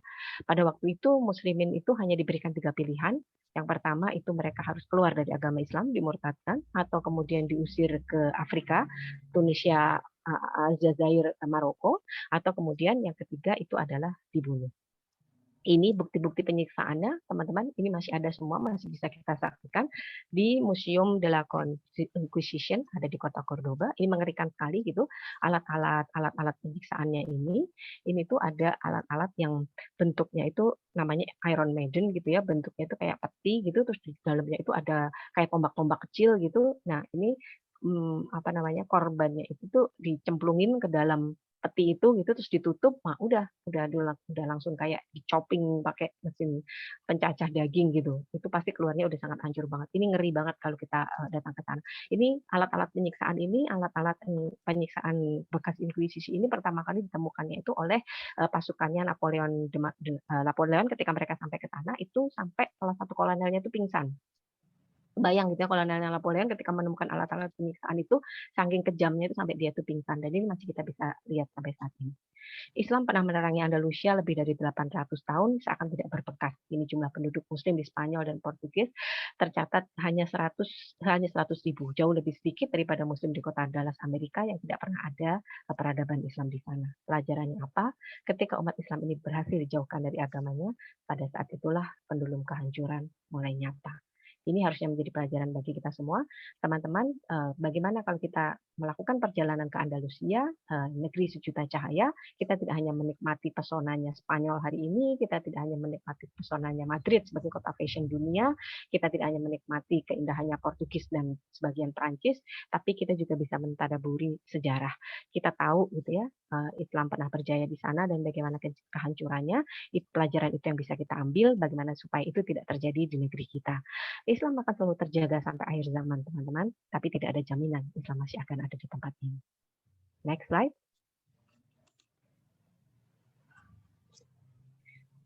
Ini sesuai dengan ada salah satu ayat di Al-Quran yang saya kutipkan, dan masa kejayaan dan kehancuran itu kami pergilirkan di antara manusia, agar mereka mendapat pelajaran, dan supaya Allah membedakan orang-orang yang beriman dengan orang-orang kafir, dan supaya sebagian kamu dijadikannya gugur sebagai syuhada. Ayat ini sangat pas sekali untuk menggambarkan fragmen 800 tahun Islam di Andalusia. Bagaimana kita harus memposisikan diri, bagaimana kita harus memilih tempatnya, supaya Allah akan membedakan mana yang akan gugur sebagai syuhada. Demikian dari saya. Silahkan kalau ada yang mau ditanyakan, mari kita elaborasi. Wabillahi taufiq wal hidayah. Wassalamualaikum warahmatullahi wabarakatuh. Waalaikumsalam warahmatullahi wabarakatuh. Masya Allah, bagus banget ini penjelasannya, Mbak Utik ya. Sebentar, sebelum nanti kita masuk ke sesi tanya jawab, sekedar mau informasi saja, kalau Anda di antara Anda semua, para peserta sesi sharing kita ingin bertanya secara japri mungkin untuk mendapatkan informasi lebih detail lagi dan mendalam lagi terkait dengan perjalanan ke Jazirah Andalusia, silakan bisa menghubungi Mbak Utik di Facebook utik_m Panjasri sesuai dengan apa yang bisa Anda lihat di screen. Silahkan mau di screen capture atau screen save, silahkan monggo ya. Jadi sekarang kita masuk ke sesi tanya jawab. Tapi sebelum kita masuk ke tanya jawab, silahkan ya mulai sekarang bagi yang ingin bertanya atau sudah mulai muncul pertanyaan, diketik di chat room-nya. Sambil menunggu saya mau bertanya nih, Mbak Utik ya, atau mungkin belum bertanya dulu. Sekarang mau menambahkan saja dari apa yang dijelaskan oleh Mbak Utik, bahwa tadi penjelasannya begitu ringkas, padat, dan begitu jelas akan seperti apa keberadaan Islam di Andalusia. Tapi satu hal sebetulnya yang begitu nyata, peninggalan keislaman yang ada di Andalusia itu adalah bahasanya, Mbak Utik ya. Mbak Utik pasti tahu banget nih dari hasil risetnya yang ada. Berdasarkan dari saya, karena saya mempelajari linguistiknya, mempelajari bahasanya, jadi saya tahu, oh ternyata tahukah Anda ada kurang lebih mungkin lebih dari 8.000 ya, 8.000 kosakata bahasa Spanyol itu sebetulnya dari bahasa Arab. Jadi bahasa Arab itu sendiri sebetulnya yang pernah begitu menyebar luas di kawasan Andalusia dari Portugal sampai ke Spanyol dan selatan Prancis itu menjadi lingua franca, bahasa pemersatu selama berabad-abad di sana, dan pada akhirnya no wonder ya itu kemudian menjadi bahasa yang diserap oleh bahasa Spanyol modern saat ini, yang merupakan bahasa kedua yang paling banyak diserap ya oleh bahasa Spanyol setelah bahasa Latin. Paling simpel ya contohnya gini ya, paling simpel. Tadi kan Mbak udah memberitahu berapa kota-kota. Nama kotanya aja Arab banget ya. Madrid gitu kan ya. Itu Al-Madrid. Kemudian dari provinsi atau region Andalusia itu dari Al-Andalus. Orang Arab menyebut kawasan itu sebagai Al-Andalus. Dan banyak lagi. Ditambah lagi misalkan kata-kata yang sering kita ucapkan sehari-hari, misalkan Insya Allah. Itu tuh orang Spanyol sekarang masih pakai Insya Allah. Sampai sekarang. Buktinya mereka punya kata namanya Ohalah. Insya Allah. Itu sama banget. Itu diserap dari mana ketika mereka mau ada janji, mau apa segala macam, oke Insya Allah gitu ya. Mudah-mudahan semoga kita bisa merealisasikannya, misalkan itu sama. Kemudian juga misalkan dari gula ya, di sana itu sebutnya ada asukar, itu dari asukar gitu ya. Oke. Itu saja tambahan dari saya, sebuah peninggalan nyata, peninggalan Islam yang ada di kawasan Spanyol saat ini ya. Dan sekarang silakan bagi Anda yang ingin bertanya, monggo. Yang bertanya, kita coba cek di chat room-nya, sudah ada beberapa pertanyaan ya. Oke, nih Mbak Utik, halo. Bentar. Bagaimana cara mendapatkan bukunya dari Mbak Utik? Tuh, itu yang paling penting. Ada di slide Sharing terakhir ilmu, tadi, Mas. how to get, itu terakhir ya, itu terakhir kita Ya. bahas ya. Oke, sekarang Ada di ini slide terakhir, buku saya ada di Gramedia dan di gramedia.com, juga di apa namanya, di marketplace. Tapi kalau misalnya mau pembelian langsung juga ada. Nah, silakan. yang ini ya, udah kelihatan Iya, tuh sekarang di betul. screen. Be safe, monggo ya. Oke, kemudian kita masuk ke pertanyaan yang kedua. Baik. Pertanyaan keduanya ini ada nih, yang Mbak, kalau ke Andalusia paling ideal untuk pertama kalinya ya, untuk pertama kali menjelajah, maksudnya ke sana berkunjung berapa hari kira-kira ya? Oh, oke, baik. Sebenarnya ini juga tergantung mau berapa destinasinya gitu ya. Kalau biasanya kalau saya itu memang mengukur dengan budgetnya. Jadi budgetnya ada berapa, lalu kemudian baru dibagi untuk berapa hari, berapa kotanya. Tapi tentu saja sudah ada reference dulu gitu. Kita itu mau mengunjungi apa gitu, menjadi bidang peminatan kita gitu. Kalau misalnya kita memang ke Andalusia itu, kalau saya misalnya katakanlah untuk meriset untuk buku, tentu pasti akan butuh waktu lebih lama ketika misalnya hanya apa namanya, turis destinasinya aja gitu ya, pokoknya Alhambra sekilas, lalu kemudian Masjid Agung Cordoba sekilas gitu ya, terus kemudian tempat-tempat lain gitu. Sebenarnya kalau misalnya itu sekitar mungkin 5 hari cukup ya Mas ya, untuk ke highlight spot-spot itu saja gitu. Dan rata-rata juga kalau tidak salah dari travel juga menawarkannya sekitar 5 hari gitu ya. Dan mungkin juga Nggak tidak terlalu lamanya, mungkin salah satu pertimbangannya adalah karena ini ke Eropa. Udah pasti, budgetnya itu mahal gitu ya, ketimbang kalau destinasi kita ke wilayah-wilayah yang lain. Jadi mungkin kenapa dipilih sekian, karena mungkin itu apa, harga paket yang, affordable untuk di Indonesia gitu. Tapi, tergantung, Ibu tadi ya mau misalnya tujuannya untuk apa gitu. Tapi kalau sekedar highlight itu 5 hari sudah cukup. Iya, 5 hari misalkan, oke kita 1 malam di Sevilla, kemudian 1 malam bisa tapi kalau Sevilla itu banyak hal yang menarik, jadi kan saya sarankan 2 malam di Sevilla ya. Setuju nggak?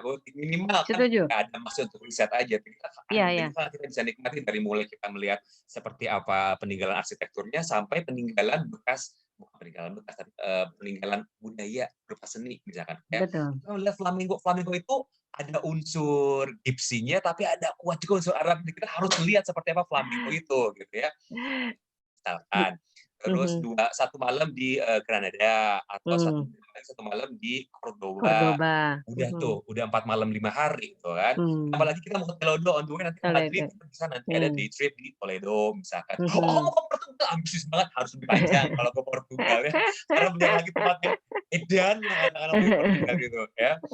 Oke, jadi itu udah kejawab ya pertanyaannya yang berkaitan dengan program ke Andalusia. Opsi minimal berapa hari, akhirnya seperti apa. Tadi saya sudah kasih bocorannya secara ringkas aja. Detailnya, coba rekan-rekan travel agency di sini, siapa di sini ada yang mungkin bisa sambil jualan. Japri-japrian aja berkenalan, oke bisa japri saya Pak, gitu. Oke, berikutnya di sini ada dari Pak Badru Badraya. Oke, tadi yang bertanya itu ada dari Kak Magdalena Atmaja ya, sama dari Pak dari Sis atau Bro. Oh, dari Bro pertanyaannya agak mirip ya. Udah kejawab tapi yang pasti. Yang berikutnya dari Bro Badru Badranaya ya. Izin bertanya, apakah ada museum di sana memiliki koleksi kejayaan Islam? Nah, gimana nih? Oke, di Museum Cordoba yang posisinya juga berada di dalam katedral itu. Jadi di katedral itu tuh apa namanya? Sebenarnya kalau kita masuk tuh benar-benar kalau kita mau membayangkan itu masih seperti masjid gitu. Karena lengkung-lengkungnya tuh persis kayak Masjid Nabawi. Lengkung-lengkung itu sebenarnya di banyak masjid apa namanya yang sudah saya kunjungi itu memang menggunakan lengkung-lengkung yang itu sebenarnya adalah refleksi pohon kurma. Jadi batang pohon kurma, kemudian daunnya, apa itu namanya, pelepahnya, apa segala macam itu terefleksikan dalam arsitektur lengkung-lengkung itu. Nah, ketika kita masuk ke sana, ketika kita masuk ke apa namanya, Masjid Agung Cordoba, ke mes kita itu nanti kita akan ketemu di sana sebagian tempatnya itu sudah digunakan sebagai katedral, lalu kemudian sebagian tempatnya masih digunakan sebagai museum, lalu sebagian tempatnya itu yang di area mihrab itu juga memang masih digunakan sebagai apa namanya, salah satu titik museumnya. Tapi kalau spesifik hanya satu ke satu tempat gitu mungkin agak susah, memang harus menyebar ya karena ada banyak museum gitu. Kalau apa namanya, rasa saya kalau memang waktunya sangat terbatas ke museum di Cordoba itu, di Masjid Agung Cordoba, itu sudah agak mewakili lah gitu ya kalau memang waktunya terbatas. Tapi kalau memang waktunya longgar, oh banyak yang bisa dieksplorasi gitu. Salah satunya juga Museum de la Inquisition itu. Iya, jadi saya sedang menampilkan gambar seperti apa bagian dari interior Masjid Agung Betul, Cordoba.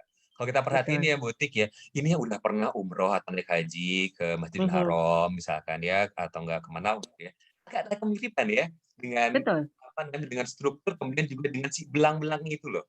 Betul, betul. Karena sebenarnya ini memang, apa namanya, eee, mmm, kayak apa ya, Mas, ya, jadi arsitektur Islam itu sebenarnya kayak punya pattern gitu. Jadi kalau Iya, teman-teman menyusuri jejak peradaban Islam itu pasti arsitektur landscape kotanya itu tuh pasti di paling sentralnya itu pasti masjid. Nanti di dekat masjid itu pasti nanti akan ada istana. Di dekatnya istana itu akan ada alun-alun. Dekatnya iya, alun-alun itu akan ada pasar. Itu udah pasti mau ke Istanbul, mau ke apa namanya, mau ke Cordoba, mau sampai ke Jogja, itu akan sama. Posisinya akan seperti itu, karena mataram Islam ya, itu sama gitu. Jadi nanti pertama yang di tengahnya itu ada masjid, di dekatnya akan ada istana, di dekatnya akan ada alun-alun, di dekatnya akan ada pasar. Konsepnya pasti akan sama. Terus di dekatnya situ tuh pasti ada perkampungan untuk para ulamanya. Kalau kita sebutnya kauman gitu. Nah itu di Spanyol, itu di apa namanya Istanbul, itu distrik Fatih itu semua sama. Karena memang itu pattern gitu yang diikuti. Begitu. ya, betul. Ya, baiklah kalau begitu terjawab ya. Dan ini ada lanjutan lagi pertanyaan dari Mas Bro Mas Yuri Kurniawan. Mbak Utik, ini saya berapa kali ke Spanyol nih kata curcolannya Bro Mas Yuri, tapi Mhm. belum pernah dapat tuturan sejarahnya tuh. Adakah tur yang menggait dengan sejarah yang selengkap yang Betul. mungkin udah lebih lengkap dari yang dituturkan oleh Mbak Utik di sini? Jadi gini, kalau di buku saya tulis itu, bagaimana saya itu di setiap kota itu, apa ya, mmm, berdiskusi hangat gitu ya dengan lokal lokal guide di sana gitu. Itu saya tulis di buku saya karena pengetahuan saya tahu persis apa yang saya cari dan saya tahu persis ini sejarahnya. Bahkan saya tahu ukuran-ukuran yang dia nggak tahu gitu ya. Tapi kan perspektifnya itu berbeda gitu. Jadi ada saya tulis di situ, saya bertemu dengan Antonia di Malaga, lalu saya bertemu dengan Carmen di ini, itu saya tulis semuanya gitu. Memang agak sulit kalau kita ke sana kalau hanya mengandalkan local guide. Memang harus dari sini. Jadi memang dari sini itu mungkin ada beberapa travel yang memang menyediakan apa namanya, historian apa, narator gitu ya, yang memang menguasai. Yang saya tahu beberapa ustadz ada, yang memang seorang, historian narator itu yang kemudian, melakukan perjalanan ke tempat-tempat dengan, jejak peradaban Islam. Nah, itu kalau dengan mereka pasti nanti akan dapatnya itu lebih lengkap, lebih apa namanya, valid lah gitu ya. Atau kalau memang saran saya selalu menyarankan bahwa sebelum melakukan perjalanan, ya memang kita harus paling nggak tuh nyari bahan dulu gitu.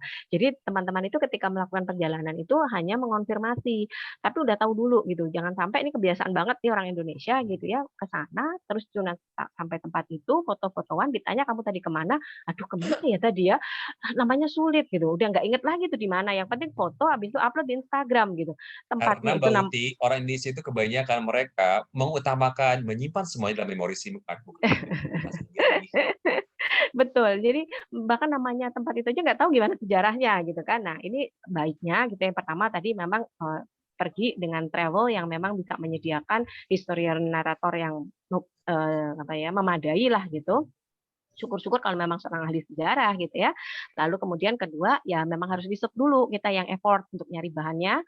Lalu kalau enggak, misalnya yang ketiga, ya setelah kita sampai di sana ya cobalah gitu ya untuk, apa namanya, berdiskusi gitu ya. Tapi rata-rata sih memang agak susah gitu ya, apa, lokal guide di sana tuh ya taunya ya itu gitu. Maksudnya ya yang di brosur sejarah, sebrosur yang dicetak itu ya itu, ya mereka cuma hafal itu gitu. Udah ada Nggak akan pattern-nya ya. nggak akan bisa untuk dapat menggali sejarah Islamnya itu susah, Dan begitu. kadang-kadang ketika kita mendapatkan local guide, katakanlah, oke, mereka akan berbicara bahwa semua local guide itu baik di sana, Mhm, bagus semuanya, semuanya udah apa namanya well certified well gitu inf ya, well certified dengan informasi yang begitu dahsyat dengan pengalaman begitu dahsyat juga ya. Tapi mhm, kadang-kadang kita mendapatkan dua perspektif yang berbeda ketika kita mendapatkan local guide yang mohon maaf, di sini bukan bermaksud untuk look down atau mendiskreditkan rekan-rekan tour guide yang berlainan Kristen gitu kan ya, atau Jewish. Karena bagaimanapun juga ada sisi-sisi yang agak sedikit berbeda dengan yang kita dapatkan dari katakan local guide yang Muslim gitu. Pernah nggak mendapatkan pengalaman seperti begitu Mbak Uti? Oh iya, iya. Jadi karena kebetulan kan dalam penulisan buku-buku saya itu saya banyak ke tempat-tempat yang tidak menggunakan bahasa Inggris, sehingga kan memang Iya, harus ketemu local guide karena kalau enggak iya, juga agak susah ya gitu ya. iya. Itu betul gitu. Nggak usah ininya Mas, nggak usah pengetahuannya. Cara pandangnya saja itu kan juga bisa berbeda gitu. Di Turki kan kalau kita ke Turki pasti kan kalau anak mudanya kan nyaris semuanya sekuler gitu kan. Jadi cara pandang mereka ketika melihat bagaimana kejayaan Utsmani itu akan berbeda dengan bagaimana cara kita yang paham sejarah memandang Utsmani gitu. Jadi ketika mereka itu memandang, saya sampai agak waktu di Turki di buku saya yang Journey to the Greatest Ottoman itu baik sebenarnya gitu ya, namanya Tenalan itu baik gitu. Itu saya sampai, bagaimana mungkin kamu itu bisa tidak bangga dengan sejarah bangsamu yang saya datang dari tempat yang sangat jauh ke sini dan saya sangat bangga gitu. Saya itu ngelihat bangunan itu aja, saya nunjuk gitu ya, ada satu minaret itu saya bangga gitu loh. Itu part of peninggalan sejarah Islam. Dengar suara adzan dari sini aja saya tuh udah ngerasa kayak saya tuh sama Sultan Al-Fatih gitu di sini. Lah kok lu bisa nggak bangga gitu sama sejarah Disclaimer-nya, saya bangsamu bukan gitu. seorang fanatis, mungkin begitu kali ya. Betul, betul. Dan itu dia sampai akhirnya bilang ke saya gini, Uti, kamu boleh ngobrol apa saja, karena dia tahu saya seorang jurnalis ya. Kamu boleh nanya apa saja, kamu boleh ngobrol sama apa saja dengan saya, tapi jangan ke orang lain ya. Sepertinya dia udah agak takut gitu kalau saya terus ngomong ke siapa-siapa terus bertanya-tanya gitu. Jadi kami itu berdiskusi tentang Mustafa Kamal itu menyusuri Bosporus sampai balik lagi sampai kemana belum beres itu urusan Mustafa Kamal. Iya, karena mereka juga Kebetulan ada kekhawatiran meskipun mereka katakan punya ilmu yang begitu luar biasa dan kemauan mereka sebagai local guide. Tapi ketika kata-katanya itu dikutip oleh kita, apalagi notabene adalah seorang jurnalis gitu ya, itu ada perasaan khawatir karena takutnya ini saya menyampaikan informasi yang bisa jadi validitasnya patut dipertanyakan, sumbernya mungkin mereka hanya sumber dari katanya atau dari informasi mereka diskusi yang turun-temurun diamini oleh mereka, apa mereka menggali itu source-nya dari mana, referensinya dari mana gitu. Betul. Jadi sebenarnya Mas, salah satu tujuan penulisan buku-buku saya, kenapa saya menulis buku sejarah dan peradaban Islam yang dikemas dalam bentuk traveling, itu adalah untuk menjawab pertanyaan-pertanyaan ini tadi. Jadi kalau saya hanya menulis buku sejarah dan peradaban Islam, pasti juga ada yang membaca. Tapi ketika saya mengemasnya menjadi buku traveling, itu semua anak muda itu pasti pengen keliling dunia, nggak hanya anak muda gitu ya, anak orang tua pun juga gitu. Dan ini akan menjadi entry point yang smooth. Ketika saya mencoba memasukkan tentang bagaimana sih Islam sesungguhnya gitu ya, bagaimana kalian itu benar-benar akan cinta mati deh gitu lah sama dengan sejarah dan peradaban Islam yang sangat luar biasa ini. Kalau kemudian itu masuk entry-nya itu dari traveling, dari traveler, itu pasti sekarang tempatnya masih ada loh gitu ya, kita jalan-jalan ke Eropa gitu. Tapi Eropanya itu adalah Andalusia gitu ya. Atau kita ke Mediterranean itu tapi Palestina gitu ya, atau kita menyusuri Anatolia gitu ya. Tapi benar-benar besok ya hari Jumat saya dapat kesempatan yang Uzbekistan itu lebih dahsyat lagi teman-teman gitu, dan harganya murah gitu ya, nggak kayak kalau kita ke Eropa gitu. Nah ini tuh benar-benar bikin kita tercengang gitu, tercengangnya tuh tercengang banget gitu ya. Dan jaraknya kan kalau Andalusia kan sudah jauh ya, dia sudah runtuh di 1492. Sedangkan kalau yang kita di Samarkand, di Bukhara itu masih baru gitu, belum terlalu jauh gitu. Nah ini tuh yang kadang-kadang kita pun tidak tahu gitu, padahal sebenarnya jejak peradaban Islamnya itu sangat luar biasa banget gitu. Jadi ya memang harus diri kitanya ketika kita mau melakukan perjalanan itu prepare, membekali informasinya yang cukup dulu gitu. Pre-departure research, dan carilah buku-buku yang cukup seksi ya, secara angle-nya lewat traveling kemasannya kan bagian dari traveling. Kalau dikasihnya bukunya ilmiah, udah pusing hidup gue sekarang, udah susah tambah susah lagi baca referensi. Betul. Ketika saya menuliskan buku untuk riset saya Journey to Andalusia itu, saya membaca kurang lebih 300 judul buku tentang Andalusia, Mas. Dan itu nggak gampang mencarinya karena ini kan juga sejarah yang sudah sangat dibiaskan gitu ya. Tapi kemudian ketika jadi buku saya itu nggak ada yang boleh lebih dari 200 halaman. Karena buku traveling itu juklaknya nggak boleh lebih dari 200 halaman. Gimana kita mau gimana mungkin itu akan dibawa traveling buku 600 halaman gitu kan, udah ngabisin bagasi dulu gitu. Jadi ada yang lebih buku Agustinus Wibowo itu betul. banyak banget dia. Itu tebal tapi betul. Tapi sebenarnya dia tuh nggak layak untuk dibawa sebagai buku traveling karena dia terlalu tebal gitu. Iya Itu betul memang sih. dibaca di tempat gitu. Tapi kalau buku traveling, karena kalau di buku saya itu ada ininya, ada di belakangnya setelah sejarahnya di belakangnya tuh ada kemana habis berapanya gitu. Jadi destinasinya, harganya, apanya segala macam. Memang Oke. buku traveling gitu. Jadi Nah how itu to, memang where harus to-nya itu semuanya lengkap lah betul. ya ada ya untuk Ya. sebagai tuntunan untuk traveling kita. Nah sampai Jadi ini ada satu lagi pertanyaan tambahan di baik. sebentar, ada yang bisa pakai lagi? Enggak. Tadi. Oke, cukup. Ini soalnya ada juga pertanyaan sangat bagus nih dari Sis Magdalena yang berkaitan dengan the do's and the don'ts ya. Kalau kita ada Rusia, apa yang boleh dan tidak boleh dilakukan khususnya jika kita kunjungi situs jejak Islam yang tadi kita telusuri atau dijelaskan oleh Mbak Uti. Oke, baik. Jadi memang ada beberapa sebenarnya aturan itu pasti akan ditulis ya di depan itu do and don'ts-nya itu kita bisa baca gitu. Di brosur juga akan bisa baca. Salah satunya di Masjid Agung Cordoba atau di Meskita itu udah pasti strictly kita nggak boleh sholat di situ. Even kita tuh terharu biru, kita lihat mihrab itu masih ada, mihrab itu terpenjara, saya sampai nangis gitu ya di situ gitu. Tulisan La ilaha illallah Muhammadur Rasulullah itu masih bisa terbaca gitu. Tapi tempat itu sudah nggak boleh lagi digunakan untuk berdoa gitu. Nah ini kan kemudian ada rasa keharuan, ada apa gitu. Nah tapi kalau kita maksain gitu ya, misalnya mau sholat di sini, pasti akan ditangkap tuh sama petugas keamanannya gitu. Jadi Iya. ya jangan gitu. Lalu terus kemudian ya tentu saja ya kalau ini umum gitu ya, etika umum lah gitu. Kalau kita juga tidak membuat keonaran, tidak memprovokasi di tempat-tempat umum. Walaupun kadang-kadang ya pasti gitu ya ada rasa hati kita kayak tercubit-cubit gitu ya, bagaimanapun gitu kan ini ada part yang tersakiti dari kita gitu. Misalnya kayak melihat bekas-bekas alat penyiksaan itu gitu, rasanya marah banget gitu. Tapi kan nggak mungkin juga terus kita lalu kemudian kita terus membuat keonaran di situ gitu ya, melampiaskan kekesalan kita kan juga nggak benar gitu. Tapi jadi itu sebenarnya standar aja sih gitu. Dan kalau ke sana pun juga nggak ada. Jadi saya waktu saya berada di Andalusia itu adalah 3 hari setelah kejadian Charlie Hebdo yang pertama, Mas. Jadi bukan Charlie Hebdo yang kemarin, tapi Charlie Hebdo yang pertama gitu. Nah itu sentimen anti-Islamnya juga tinggi gitu ya di sana ya, dan ya gimana ya, ya pokoknya sama-sama tidak saling memprovokasi aja lah gitu. Bahwa agak kekhawatiran betul gitu ya, tapi juga nggak usah juga gitu ditunjukin kekhawatiran yang seperti apa gitu ya. Terus kalaupun misalnya nanti ada mengalami kejadian yang tidak mengenakan, rasa saya kalau di Eropa sih sebenarnya nggak terlalu ini gitu ya, nggak terlalu inilah gitu, nggak terlalu kayak sekarang kejadian di Amerika gitu ya, yang serangan ke orang-orang Asia gitu. Nggak kayak gitu sih rasa saya. Iya, kalau saya juga beberapa kali mengalami yang menjalankan tour leading ke destinasi di Andalusia itu apa yang dirasakan oleh para peserta, terutama yang muslim, mereka akan yang antara subhanallah sama masya Allah, antara alhamdulillah sama innalillahi gitu. Jadi karena ada satu unsur nostalgianya, romantika muslim tanpa berjaya di masa lalu itu kita kayak tersentuh, tapi sekaligus kita menjadi lebih terenyuh dan jadi ada perasaan tadi kata Mbak Uti itu ada rasa juga karena ternyata kejayaan itu direnggut gitu kan ya. Dan kita harus menerima bahwa kenyataan bahwa itu bukan menjadi tempat kita beribadah saat ini. Yang pasti kalau kita masuk itu topi biasanya hats off gitu, berdasarkan dari pengalaman ya. Topi dilepaskan, itu nggak boleh teriak-teriak gitu ya. Oke, baik, itu sudah melengkapi dari jawabannya Mbak Uti. Berikutnya lagi, ini ada pertanyaan dari ini Sis Kristi atau bisa jadi Bro Kristi juga. Bukan, dari Bro Roni ya.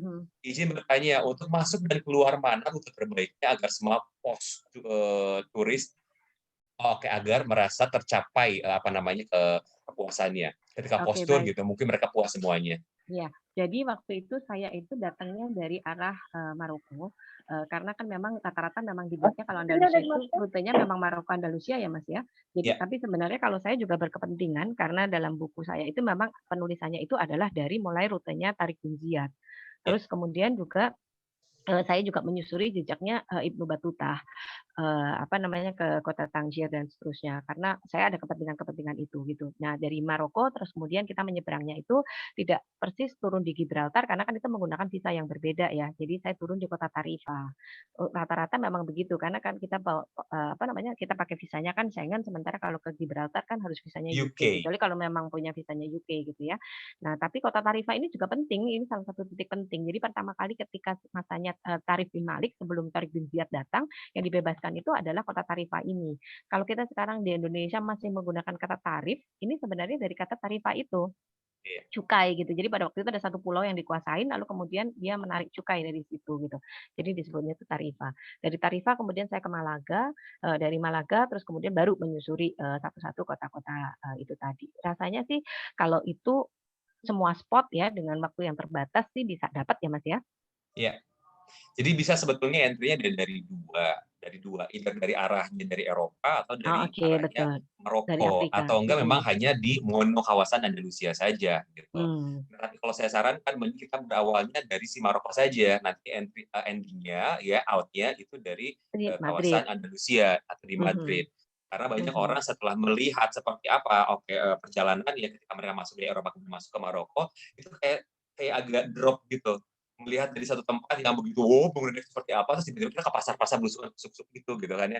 Jadi itu ada kayak sensasi agak sedikit berbeda, tergantung karena tidak semua orang punya interest yang sama gitu kan ya. Betul. Itu lebih baik kalau mereka yang berjiwanya petualangan nggak apa, no worries kalau dia masuk dari Eropa keluarnya di Maroko, justru mereka this is so exotic gitu. Tapi mereka orang Indonesia pada umumnya yang lebih suka dengan katakanlah sejarah suka karena di bagian perjalanan yang penuh dengan sejarah ceritanya kan, tapi shopping is the best, so we have to shop gitu kan, men kita harus mengakomodir itu dan kita tidak bisa denial akan hal itu. Jadi kita masuk ke Maroko, masuk ke Tarifa, kemudian nanti silakan menjelajah tuh. Menjelajahnya bisa kayak Mbak Uti ke Malaga dan lain sebagainya. Tapi kalau kita hanya punya waktu yang begitu terbatas, tidak begitu banyak, mungkin kita langsung ke major atau mainstream cities-nya. Seperti kita masuk ke Sevilla, kemudian lanjut kita ke Cordoba, Granada, kita masuk ke Madrid Toledo gitu.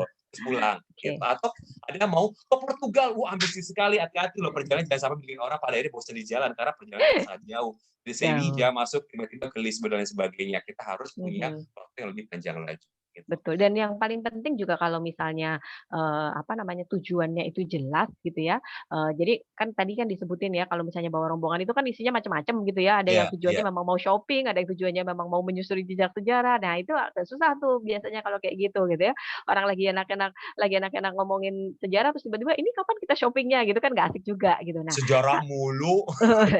Nah, itu harusnya memang bisa kalau misalnya memang tematik gitu ya, dikumpulkan berdasarkan interest-nya, pasti akan lebih menarik. Kalau misalnya memang ada satu kelompok gitu ya, terus kemudian memang semua peminat sejarah, terus menyusuri jejak itu dan nggak pas berangkat aja baru ketemu, tapi memang udah ada beberapa kali sebelumnya, ada kayak kelas-kelas kecil ya, sebenarnya kita tuh mau ngapain sih, sejarah-sejarahnya dibekelin dulu lah gitu ya. Nah, itu pasti akan asik manasik banget. dulu, manasik virtual dulu gitu ya.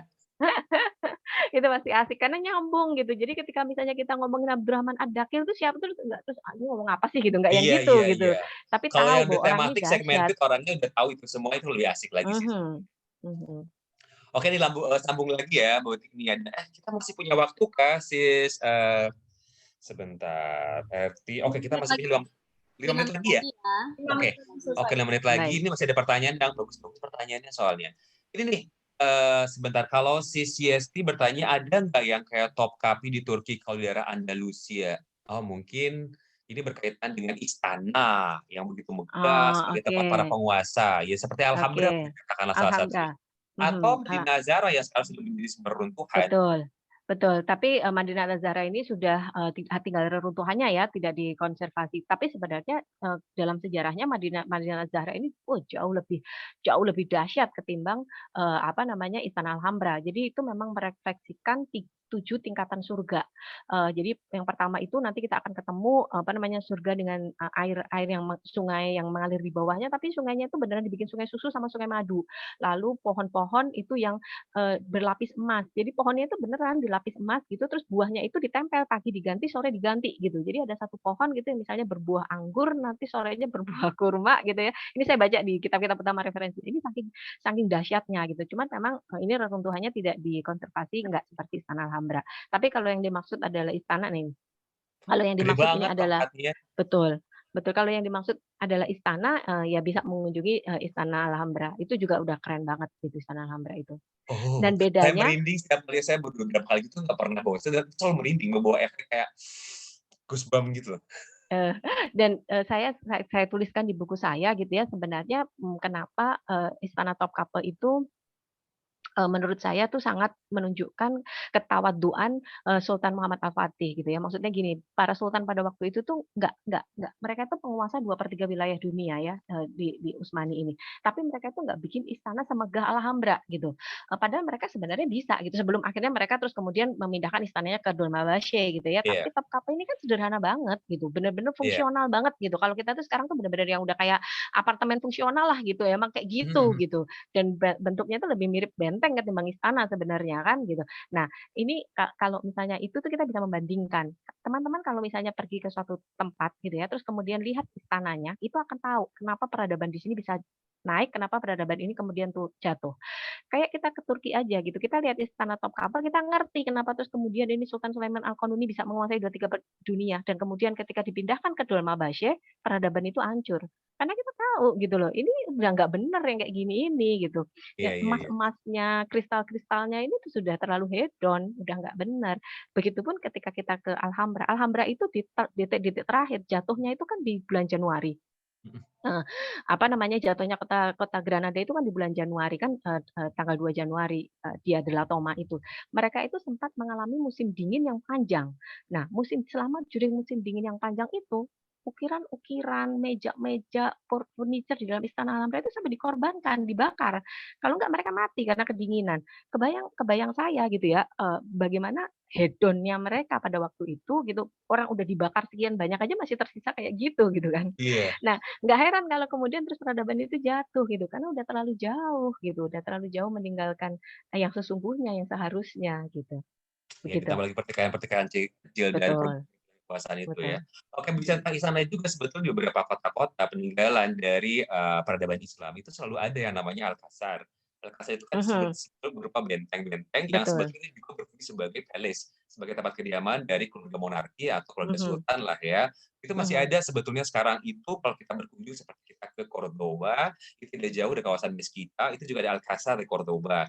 Kalau kita mhm, ke Sevilla, itu salah satu Alcázar yang masih terbaik menurut saya yang masih kita bisa betul kunjungi juga kan. Itu betul kayak feast for the eyes. Kita kayak berpesta mata kita melihat peninggalan seperti apa kejayaan dari apa yang terjadi di masa lalu oleh umat Islam di masa lalu itu. betul.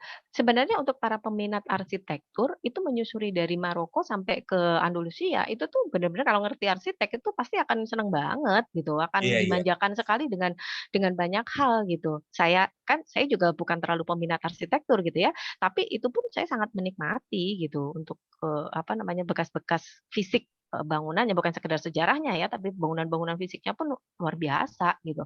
Emang mereka tuh pada waktu itu, eee, apa, jeniusnya itu tuh jenius yang, apa ya, jadi mereka tuh ngerti teori teori fisikanya, teori matematika, tapi mereka juga punya estetika gitu. Kayak Iya, iya. Mimar Sinan itu kan arsitek yang sangat romantis banget, semua bangunan yang dia bangun tuh romantis banget, tapi dia juga bisa menghitung bagaimana hidden pilarnya itu bisa menyangga kubah segede itu, seberat itu, dan di daerah yang rawan gempa nggak hancur gitu. Jadi emang luar biasa banget lah gitu. Makin kita banyak, apa tuh namanya, feeding informasinya, kita tuh makin akan terkagum-kagum dengan Iya. perjalanan itu gitu. Dan kita bisa melihat nanti ada keterkaitan atau hubungannya juga antara Maroko yang begitu kuat dengan si Spanyol itu kan kita berkaitan Betul dengan yang namanya Budehar nanti ada bangsa betul. Moor Berber yang nggak mau dibilang Berber sebetulnya karena dari kata-kata Berberian ya Nah, orang-orang yang tidak ini beradab. Oke, saya juga tadi saya belum sebutkan ya Mas, jadi kenapa Andalusia ini adalah sejarah yang sangat dibiaskan, ini salah satunya adalah penggunaan istilah-istilah itu. Jadi penggunaan istilah barbar, berber, Iya, barbar gitu ya, yang sekarang ini digunakan untuk menyebutkan sesuatu yang uncivilized, ini adalah menjadi bagian dari pendiskreditan itu. Padahal sebenarnya suku barbar, berber ini adalah suku asalnya Panglima Torik bin Ziyad. iya. Bagaimana mungkin seorang panglima muslim yang sangat luar biasa sekali gitu ya, kemudian sukunya ini didiskreditkan gitu penamaannya digunakan untuk menyebut sesuatu yang uncivilized. Padahal dalam sejarahnya di perang Barbate itu pasukannya Torik bin Ziyad itu selain membawa senjata Mas, mereka itu diminta untuk membawa akar wangi, daun kayak daun mint gitu ya, akar wangi atau bunga yang wanginya segar. Kenapa? Karena pasukannya Roderick itu mereka itu nggak kenal mandi, mereka itu belum pernah Iya, iya. mandi seumur hidupnya dan kebayang gitu ya dalam sebuah pertempuran ketemu sama pasukan yang nggak pernah mandi, bersimbah darah, itu kan gimana nggak mual-mual gitu. Iya, Makanya iya. pasukannya Torik itu disuruh bawa akar wangi. Jadi dalam pertempuran itu mereka tuh sepanjang itu tuh bawa daun-daun, ranting-ranting, daun mint, segala macam gitu supaya untuk mengurangi bau-bauan itu gitu. Nah sebenarnya siapa yang uncivilized gitu kan? Bahkan Mbak, ini berdasarkan dari buku yang pernah saya baca tentang pariwisata Indonesia Nusantara di masa lalu, di generasi awal, itu wisatawan dari mancanegara ke Eropa datang ke Indonesia itu buat wisata mandi. Mereka baru kenal dengan istilah mandi itu ketika mereka masuk ke Indonesia di akhir abad ke-19. Jadi Eropa yang notabene adalah kawasan katakannya peradaban begitu tinggi, itu masih banyak orang yang nggak tahu bagaimana cara mandi, cebok, dan lain sebagainya. Betul. Dan itu salah satu ketika terjadi inkuisisi, itu yang dihancurkan itu oleh Ferdinand dan Isabel itu adalah hammam, tempat pemandian umum. Jadi pada waktu itu untuk menandai, itu memang luar biasa sekali ya, itu pasukannya inkuisisi itu tuh ngejarnya tuh sampai ke rumah-rumahnya itu dahsyat banget. Kalau di hari Jumat tuh kelihatan ada orang itu pakai baju rapih, itu bisa dibunuh. Langsung kalau kelihatan dia itu apa namanya ada razia khitan, dia khitan itu udah pasti dibunuh. Dia tuh menghadap ke arah timur untuk berdoa, itu bisa dibunuh. Orang-orang tua itu memang boleh dia hidup gitu ya, tapi mereka udah kelelahan gitu nyiksa orang-orang tua ini ya, mereka itu boleh hidup, tapi mereka itu harus menyaksikan anak turunnya itu makan babi dan hammer. Salah satunya itu adalah hamon, yang kita Hamon sebutnya Iberico itu. hamon, ya betul, Gantung-gantung depan rumah, depan betul, restoran. menggantung paha babi di depan rumah masing-masing. Ini untuk menunjukkan bahwa mereka itu ya udah lu hidup boleh, tapi lu ngenes setiap hari lihat paha babi di depan rumah lu gitu kan. Nah yang seperti itu gitu, memang mandi ini terus jadi krusial sekali gitu. Bahkan pada waktu itu sampai ada fatwa yang dikeluarkan oleh para ulama dari Afrika Utara itu untuk berwudu itu Muslim Andalusia itu boleh nyebur ke sungai. Jadi mereka itu kayak mandi nyebur ke sungai itu sudah dianggap syah untuk berwudu, lalu mereka itu sholat menggunakan isyarat. Saking sudah gawatnya keadaan di situ gitu. Itu tapi khusus ya fatwa itu hanya berlaku untuk wilayah Andalusia. Ini sakingnya mereka itu memang nandain banget gitu. Saya nggak kebayang gitu ya. Terus yang disasar pertama adalah hammam. Hammam itu pemandian umum itu yang tadi jumlahnya 900 di kota Cordoba itu dihancurin dulu itu yang pertama. Ya, begitulah ya kisah tragis di masa lalu, ada kisah romansa, kejayaan di masa lalu, tapi juga kita bisa terhindar dari yang namanya kejatuhan. Tapi mudah-mudahan obrolan kita pada sore hari ini akan ada banyak pelajaran baik ya. Sisi ilmu pengetahuan kita bertambah, wawasan kita bertambah. Untuk one day siapa tahu ada kesempatan buat Anda di sini bisa memimpin grupnya atau bisa mengirim grupnya atau juga bisa menjelajah ke Andalusia dan kita bisa mengaplikasikan ya ilmu yang didapatkan dari penjelasan dan pemaparan dari Mbak Uti yang begitu komprehensif dan begitu keren. Banyak sekali hal-hal yang berfaedah. Mudah-mudahan sekali lagi menjadi sore yang bermanfaat buat kita semua pada sore hari ini. Karena waktu sudah selesai, jadi biar Anda bisa punya waktu untuk bisa mempersiapkan iftar ya. Bagi yang siapa tuh masih belum puas dan segala macam pertanyaan-pertanyaannya, silakan tadi bisa langsung saja japri ke Mbak Uti. Tadi sudah kita kasih lihat seperti apa sosial medianya dan lain sebagainya ya. Jadi jangan lupa sore hari ini untuk menutup perjalanan kita, untuk Anda juga bisa memberikan insight, kritik dan sarannya melalui tadi ada linknya ya. Ada link sarannya, silakan untuk diisi juga ya. Satu lagi nih Mbak Utik ya terakhir, Mbak Utik tertarik untuk menuangkan kisah perjalanan ini dalam film kah? Karena membayangkan saja udah amazing banget. Apabila kalau bisa menyaksikan di film pasti lebih luar biasa lagi. Oke, kolaborasi dengan sinias dari Korea nanti Indonesia Korea. Supaya lebih ngehit lagi, supaya lebih nanti bisa menyebar berbagai penjuru dunia. Oke, link bagian jangan lupa ditulis ya. Terima kasih Mbak Utik atas perjalanannya. Kita untuk bisa menutup perjalanan kita kali ini, kita mari berfoto bersama ya. Baik, silakan dibuka dulu semua videonya, wajahnya ya. Sebelum kita mengakhiri perjalanan, yuk sebagai salah satu bentuk dari souvenir perjalanan kita hari ini, kita sudah ke Spanyol, Andalusia. Kita mari berfoto bersama. Silakan Sis RT untuk bisa membantu untuk mengambil fotonya. Senyum ya semua. Oke. 3, 2, 1. Oke, sekali lagi.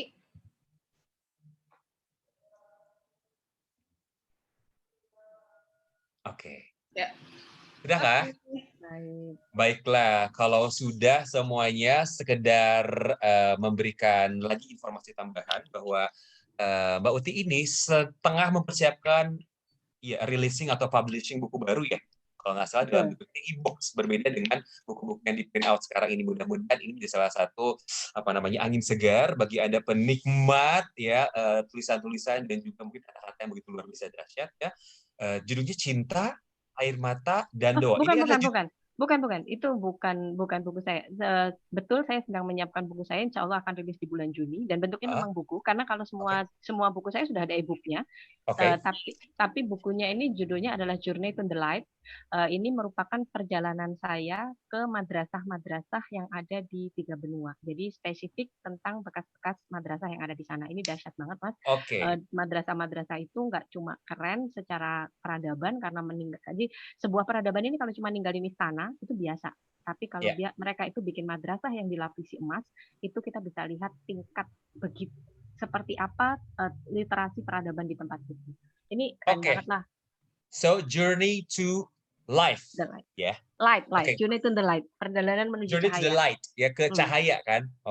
Baiklah kalau begitu, terima kasih sekali lagi Mbak Uti. Terima kasih juga buat Anda semua para partisipan yang telah bergabung bersama dengan kita pada sore hari ini di sesi Merdeka Belajar DP ITLA edisi Ramadan Karim Muslim Destination Sharing 5 Mei 2021 menyusuri jejak Andalusia. Terima kasih Sis Erti, terima kasih Sis Rode, dan terima kasih buat Anda semuanya, para anggota ITLA dan juga para teman-teman travel agencies atau juga para siswa dari SMK yang telah bergabung pada sore hari ini. Saya Dwi Pancani mengucapkan terima kasih buat Mbak Uti, jazakillah khairan. Terima kasih untuk informasinya, mudah-mudahan menjadi berkah buat Mbak Uti dan buat kita semua yang telah bergabung pada sore hari ini. Dan akhir kata, Assalamualaikum warahmatullahi wabarakatuh. Selamat menikmati bulan Ramadan yang kita misalkan hanya mungkin 8 hari lagi ya. Bye now. It's time for us to enjoy our iftar. Get ready. Oke, makasih ya. Terima kasih semuanya. Terima kasih semuanya. Mas Ivi. Terima kasih. Terima kasih semua. Terima kasih. Monggo yang mau live, silahkan feel free. Mas It. Ya. Ada yang kurang, ada yang kurang. Coba. Ingat aku salah. Sertifikat. Oh, sertifikat. Benar-benar. Enggak, karena katanya sertifikatnya nanti akan pas lagi di sesi yang berikutnya. Tanggal 7 nanti, tanggal 7. Oke. Udah kan? Enggak ada yang kurang. Udah, Maaf ya. thank you. Kalau ada kurang-kurang ya, terima kasih.